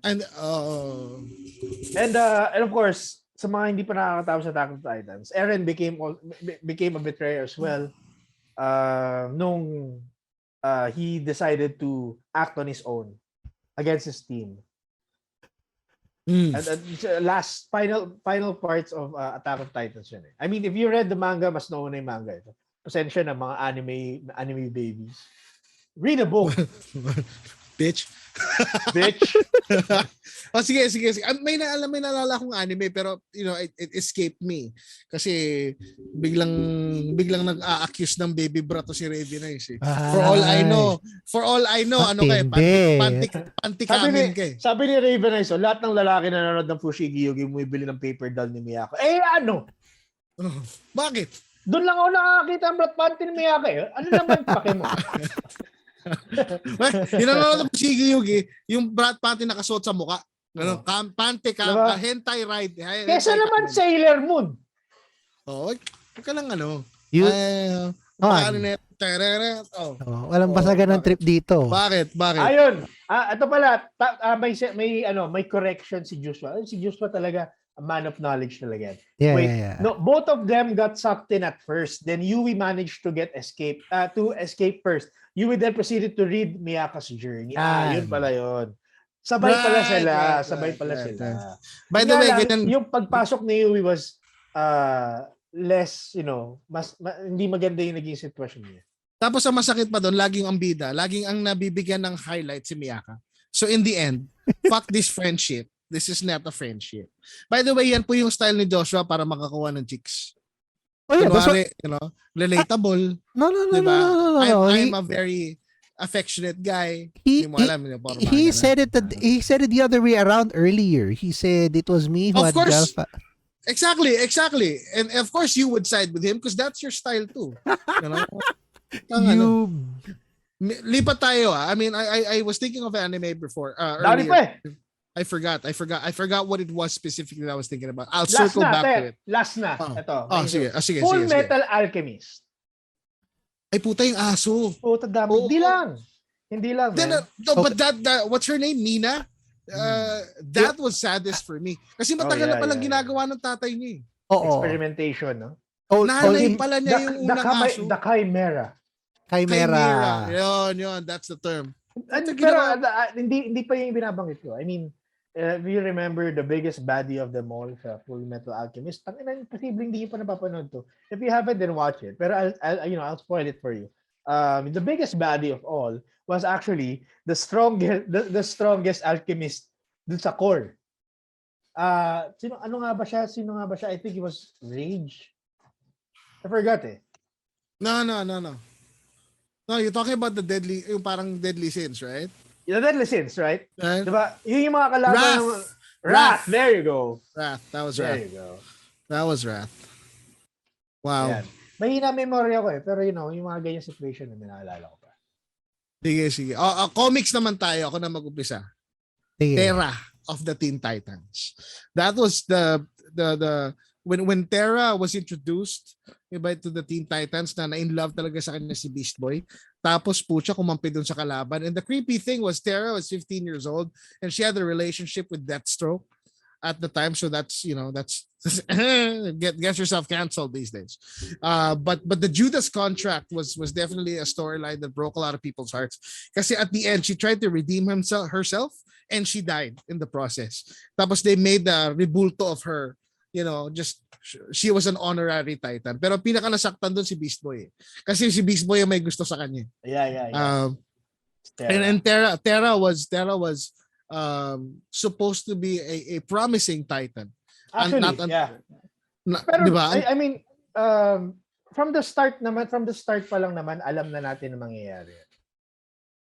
Diba? Alam na natin ang mangyayari from her origins that was set.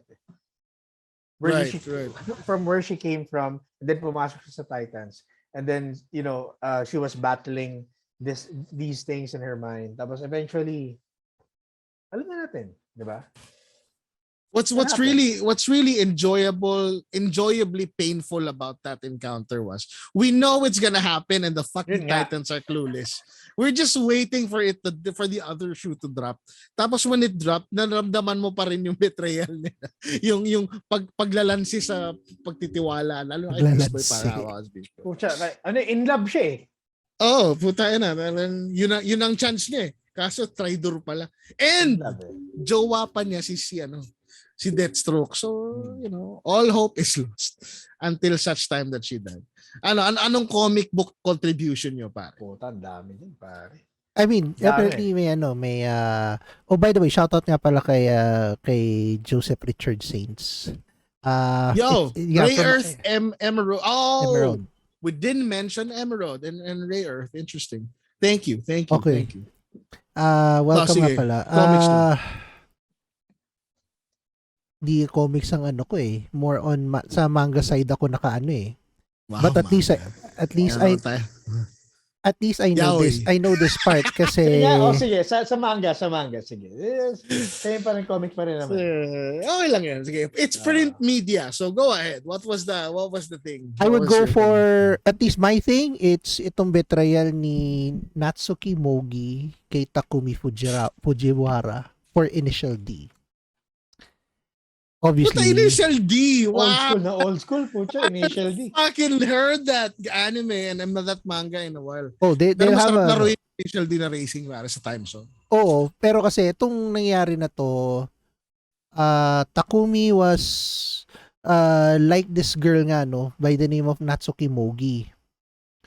What happened, not knowing na meron pala, I'm sure si Joshua at saka to si William alam tong term na to eh. Enjo Kosei, not knowing na yung crush ni Takumi had an Enjo Kosei relationship with an old man and a Mercedes-Benz.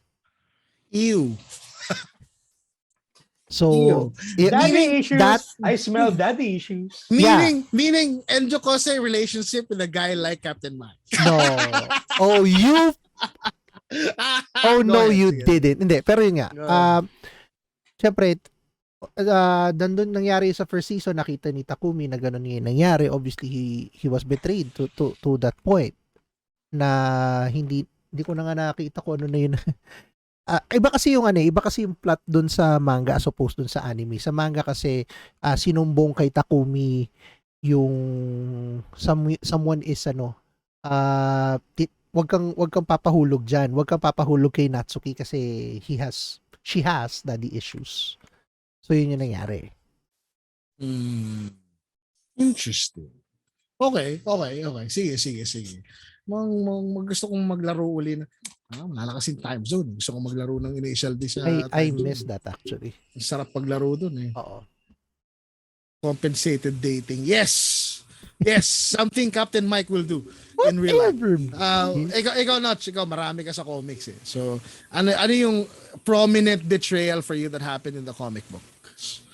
Canon or non-canon? You know what? Canon or non-canon? Doon tayo sa canon kasi mas canon tayo. Kasi kung non-canon, injustice na agad yun. I mean, definitely. Canon anyway, muna tayo. Sa Marvel kasi, marami din. I mean, top of mind, I can say 3 things. Yung pag-blast off ng Illuminati kay Hulk. towards space. Yeah, it's fucking betrayal like hell. Shit. I Diba? trusted you, my friends. Right. Which of course, tuloy-tuloy yun, naging World War Hulk. And that was also because of a betrayal. Kay Meek.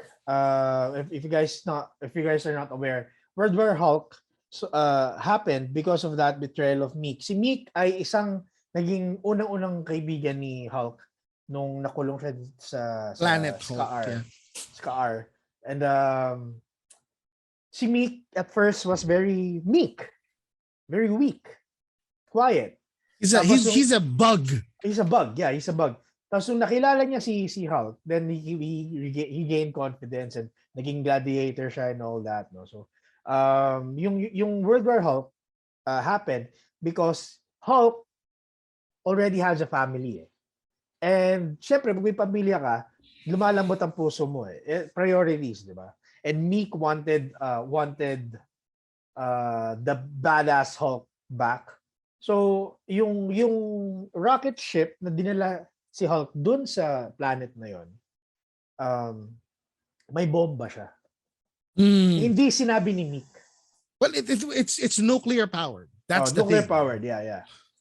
Hindi sinabi ni Meek kay Hulk. And eventually, sumabog yung plane and that killed the wife of Hulk and basically everyone who's yung subjects ni Hulk nun. And syempre, una niya naisip was because of Tony Stark. And everyone who was in the Illuminati, Reed Richards, Doctor Strange, Professor Namor, X. Professor X, diba? Everyone. So that started World War Hulk. So that's betrayal there. And lastly, ang isa pang naisip ko is ang betrayal, ito medyo mabigat to. Ang betrayal ni Norman Osborn kay Harry Osborn. Kasi yung ex ni Harry ay binuntis ni Norman Osborn. Shit, this is starting of the Dark Siege. That was Dark Reign. Start of Dark Reign rather. Ito, nabagit mo rin lang naman comics, ano? Rico was mentioning about the Judas contract. What is it? Yeah, we talked about that earlier. That's that's Terra. That's the superhero girl that joined the Teen Titans. Okay. And Beast Boy fell in love with her, and apparently she worked for Deathstroke. So, and then they found out, and then she redeemed herself. This is one of the Judas Contract is one of the most prominent titles in Teen Titan publications. Yung sinasabi naman ni Noch na yung simula ng Dark Reign, medyo dirty yun. Grabe yun. Lalo na yung when they found out that Gwen Stacy and Spider-Man, Gwen Stacy got Gwen pregnant. Stacy. Yeah. Gwen Stacy got pregnant by Norman Osborn. Gwen Stacy pala yun. No. Dalawang beses pala nangyari. Wait, was this the Norman Osborn? Gwen Stacy had 2 kids tapos nakatago yung 2 kids. And then it came out and they started attacking Spider-Man, right? So yeah. That was weird because Gwen Stacy at the time was a minor. So that's a nasty thing. Yung sinasabi ko was yung ex ni Harry Osborn na supposedly dapat makipagbalikan sa kanya. Pero eventually, buntis din pala sa tatay niya. Yun. Baliw yun si Norman Osborn. Sara ulo talaga yan. sabi ni Almond, lahat ng lalaki na nanonood ng Fushigi Yugi, nag-addict sa pangya. Unang-una sa lahat, di ko alam yung pangya. Pangalawa, puta ilan to, ay pa aminin nanonood ng Fushigi Yugi. Ulul. Pare! Or baka Sailor Moon na pinapanood mo. Yun pare! lang. Okay lang yun kasi alam naman namin doon ka tumangkad sa Fushigi Yogi. Doon ka tumangkad. Tapos ay po mamin. Nagpapaka-badass pa. Ulul. Huwag ka na magpapaka-badass. We are accepting. Okay? We are accepting. Okay lang We accept you. We accept you, brother. Fushigi Yugi. Fushigi Yugi lang yun. Alam mo naman yun. Ito naman. Fushigi Yugi lang. Pinag-aano mo It's not like nanood ka ng Sailor Moon. Like these 2 bitches. Not you. Walang basagan ng trip. Yan ang sabi ni Leo, maganda rin yung betrayal ni Robin sa Netflix na Titan. Betrayal in a sense na parang he started to act on his own. That issue. Diba? He started to act on his own. Na akala niya, he was alam mo yun, siya yung leader ng Titan na mas magaling siya kesa sa lahat ng to. That's the kind of betrayal that Dick Grayson did sa Titans. Pero yeah, that's a great series. Ako talaga pare, pinaka-paborito kong act of betrayal. All-time favorite villain of all Red Hood. Hindi. Red Hood. Well, in comics kasi yan. So sige, mamaya na yung akin. For me, in comics, was Dark Phoenix, the very first one. Dark Phoenix. She didn't betray them on purpose. I'm thinking she was controlled. She was being controlled by the Phoenix. She was being driven mad by the Phoenix. The act of the pain of betrayal was felt mostly by her teammates. And not only that, they had to fight her and protect her at the same time because she's causing a lot of, all of the shit happening all over the galaxy. And she's drawing attention from a lot of enemies. And the X-Men are right in the middle trying to stop her, but at the same time trying to stop others from hurting her. This is escalated again and reminded in AVX, where the Phoenix Force is again brought to light. And friends became enemies because of that. I mean, yung mga ideals and changes, there's always a rift. You have the Superhero Registration Act, which Tony Stark, right? Tony Stark, and in fact, the guy who betrayed the most people there was Reed Richards. Siya yung nagkukulong sa negative zone eh. Ay, tama ba? Negative zone ba?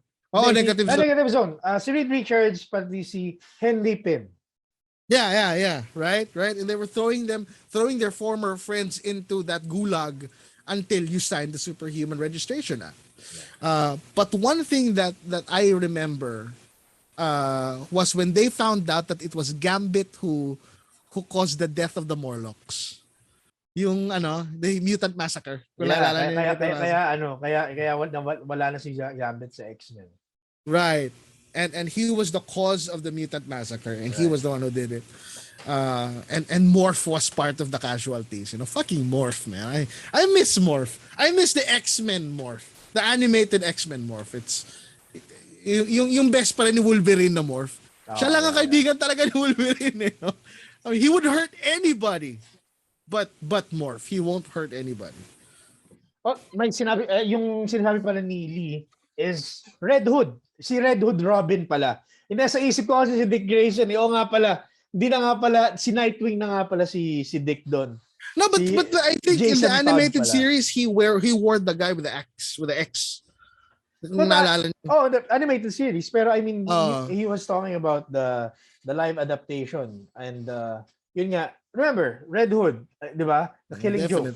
Definitely. Killing Joke. One of the best yun. Because we never even expected na mabubuhay si Jason Todd. It was sobrang grabing twist nun. Oo, pa. Sobrang significant yung nangyari na yun, that it was depicted in different mediums, like pinalabas yun sa Arkham Knight. Of course, yung live adaptation ng Titan. Diba? Basta tapos yung animated pa. Diba? Sobrang significant yung nangyari na yun kay Jason Todd, and how he was resurrected and became the Red Hood, no? Ang galing lang nun. Ito, sabi ni Joseph Richard Saints, Batman's Secret Files also painted as a betrayal. Agree. Yeah. The ang pangalan nun? Tower of Babel. Ano yan eh? The story arc. Yung supposedly dapat, it wasn't really a betrayal, pero it's more of it was a perversion of his plans. It was implemented without without proper usage. I mean, it's a contingency. Kasi Agamemnon contingency. Because it was stolen from him. Correct. The plans was stolen from him, and supposedly dapat it was his way of saying na parang these superpowered people might be just injustice storyline. Baka lang mapunta sa Injustice storyline. So now he's collecting all these weaknesses and everything else. Unfortunately, ninakaw sa kanya. And that's what happened. And for a time, after nung Tower Babel, nawala si Batman si Justice League because of, loss of trust. He felt humiliated. Yeah. Ako, I just gusto ko lang maisingit, no, in the world of print media and all that. If you notice, I'm wearing at my tablay shirt. Oh, ayun, actually, sasabihin ko rin sana yun. So shout out to Katrina Olan, who's actually watching us right now. Hey, hello. Hey. The new graphic novel is gonna come out, so that puts it in perspective for what we're talking about. One of the story of Tablay revolves around this heavily. Is, without giving you too much spoilers, please go ahead and get the book and wait for the graphic novel to come out. It's an awesome piece of artwork. But the story revolves around the betrayal of the bad guy who acts as the father figure of the heroine. And the entire story is all about what this guy did, what the main bad guy, Nicanor, did a few years ago that made him rise to prominence. And this is what is a quintessential bad guy, is that they believe what they're doing is in the name of good. Ganon eh. It's always for the betterment of everybody. And his one act of betrayal led to another, and then to another, and to another, and then wonderful story. I don't want to spoil anything, pero that story is riveting. If you ask me, go look it up. Tablay graphic novel is coming out. The Tablay novel is out. Check it out on Shopee. It's an awesome story by Katrina Olan. Naalala ko na naman yan si Nicanor eh. Gusto kong... Dahil kasi we were talking about it, diba? Off cam, we were talking about Nicanor. Right. Gusto ko sampalin yung nag-voice over. Oy! Bakit naman? Huwag naman ganun. Hindi. Huwag sasampalin. Naku, napakarami, no? Pero about betrayal, if there's one thing I would pick as a betrayal all throughout, the biggest one there is that I would remember from childhood until now was Scar's betrayal of Mufasa in The Lion King. That fucking made me love the series and make Scar as my favorite Disney villain of all time. Puta pare, yung scene pa lang na long live the king, and tinawag pa niya si Mufasa. He even ran up to Mufasa and says, "Look, Simba is, there's a stampede. Simba is there." And they ran and he fell and they clawed his brother. And take note, magkapatid to. And then that iconic line of "Long live the king." Shit. Tapos patay na si Mufasa, ginigising siya ni Simba. And he lived his entire life believing in a lie. That was good for me. Eh kung mag-Disney ka na lang, kay Jafar na lang. Iago na. Balimbing yung hayop din. Hindi naman betrayal yun, balimbing. well, di ba alaga siya nung vision. Si Jafar. Oo. Tapos nung natalo na si Jafar, friends na sila ni Aladdin. Tapos biglang dun sa not so popular Aladdin 2. Biglang bumalik na naman siya dun sa kalaban. Bumaliktad na naman siya, di ba? Kasi alaga na naman si Jafar. And fucking, that bird sucks, but an awesome portrayal by Gilbert Gottfried. Classic yung boses naman, pare. Did you know you can go to gilbertgottfried.com and he will greet you in the Iago voice? Bayaran mo lang siya ng $5. He will send you a message in the Iago voice. Ang kulit. Wow. Sorry, go ahead. Comics, di ba? Isa pang naisip ko is Crisis of Infinite Earths. Kay Sudibni. Kay Sudib, di ba namatay si Sudibni? Sino pumatay kay Sudibni? I cannot recall at the moment. Well, ang pumatay kay Sudibni is Jean Loring. Si Jean Loring is yung wife ni Ray Palmer. Oh shit! Oh right. Oo. Fucking. Remember yung premise of Crisis of Infinite Earths was it started with the investigation of the murder of Sudib. God damn. And that's some old stuff, man. And Jean Loring basically did this kasi gusto niya magkasama sila ni Ray Palmer forever. Right. Sorry. Which, putang ina. No? Oh, sorry, ano yun? Bakit? Ba't ka Hindi, tumatawa? natawa kasi ako eh. Kung Disney lang naman daw sa Disney, yung fairy godmother na Untraidor, pagagandahin mo yung pagagandahin mo ko tapos walang kwenta sapatos ibibigay mo. Betrayal of fashion trust. No? I just realized, mas marami tayong kwento ng mga traiduran at sakitan ng loob, no? Kaysa the things that we love. Hey. Do you know it's 11 o'clock? Ay, oo nga, no? It's been 2 fucking hours. I did not notice.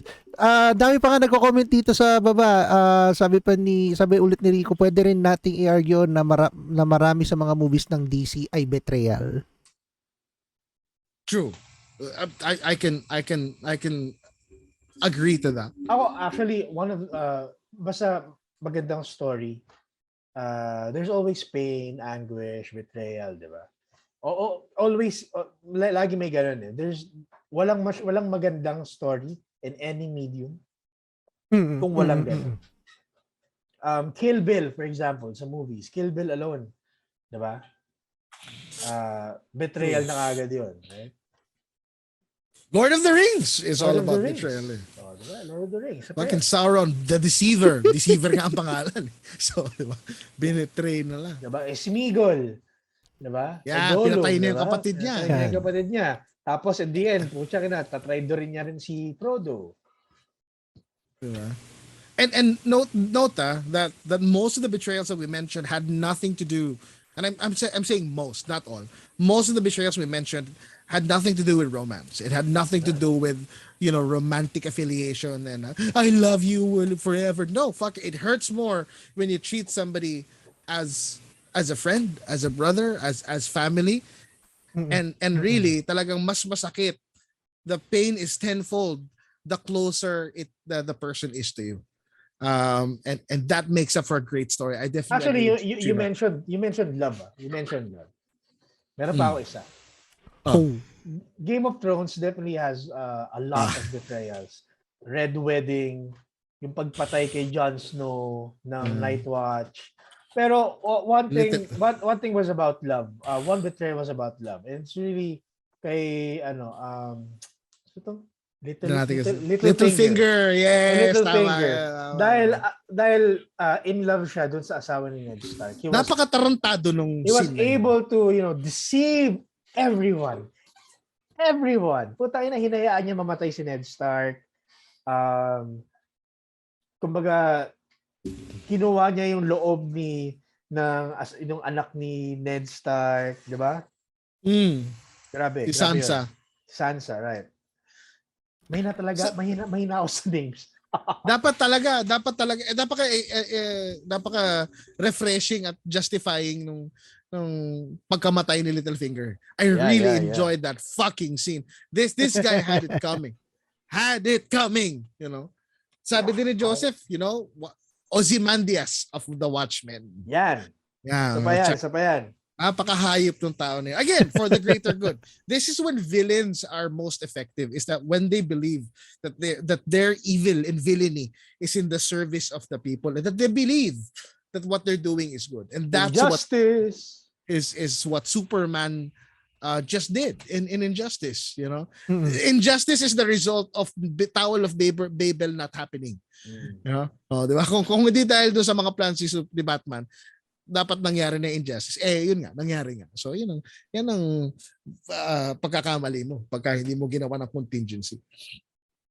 But unfortunately, ladies and gentlemen, we have reached overtime again with this conversation. I didn't really think that we'd be talking a lot about these things.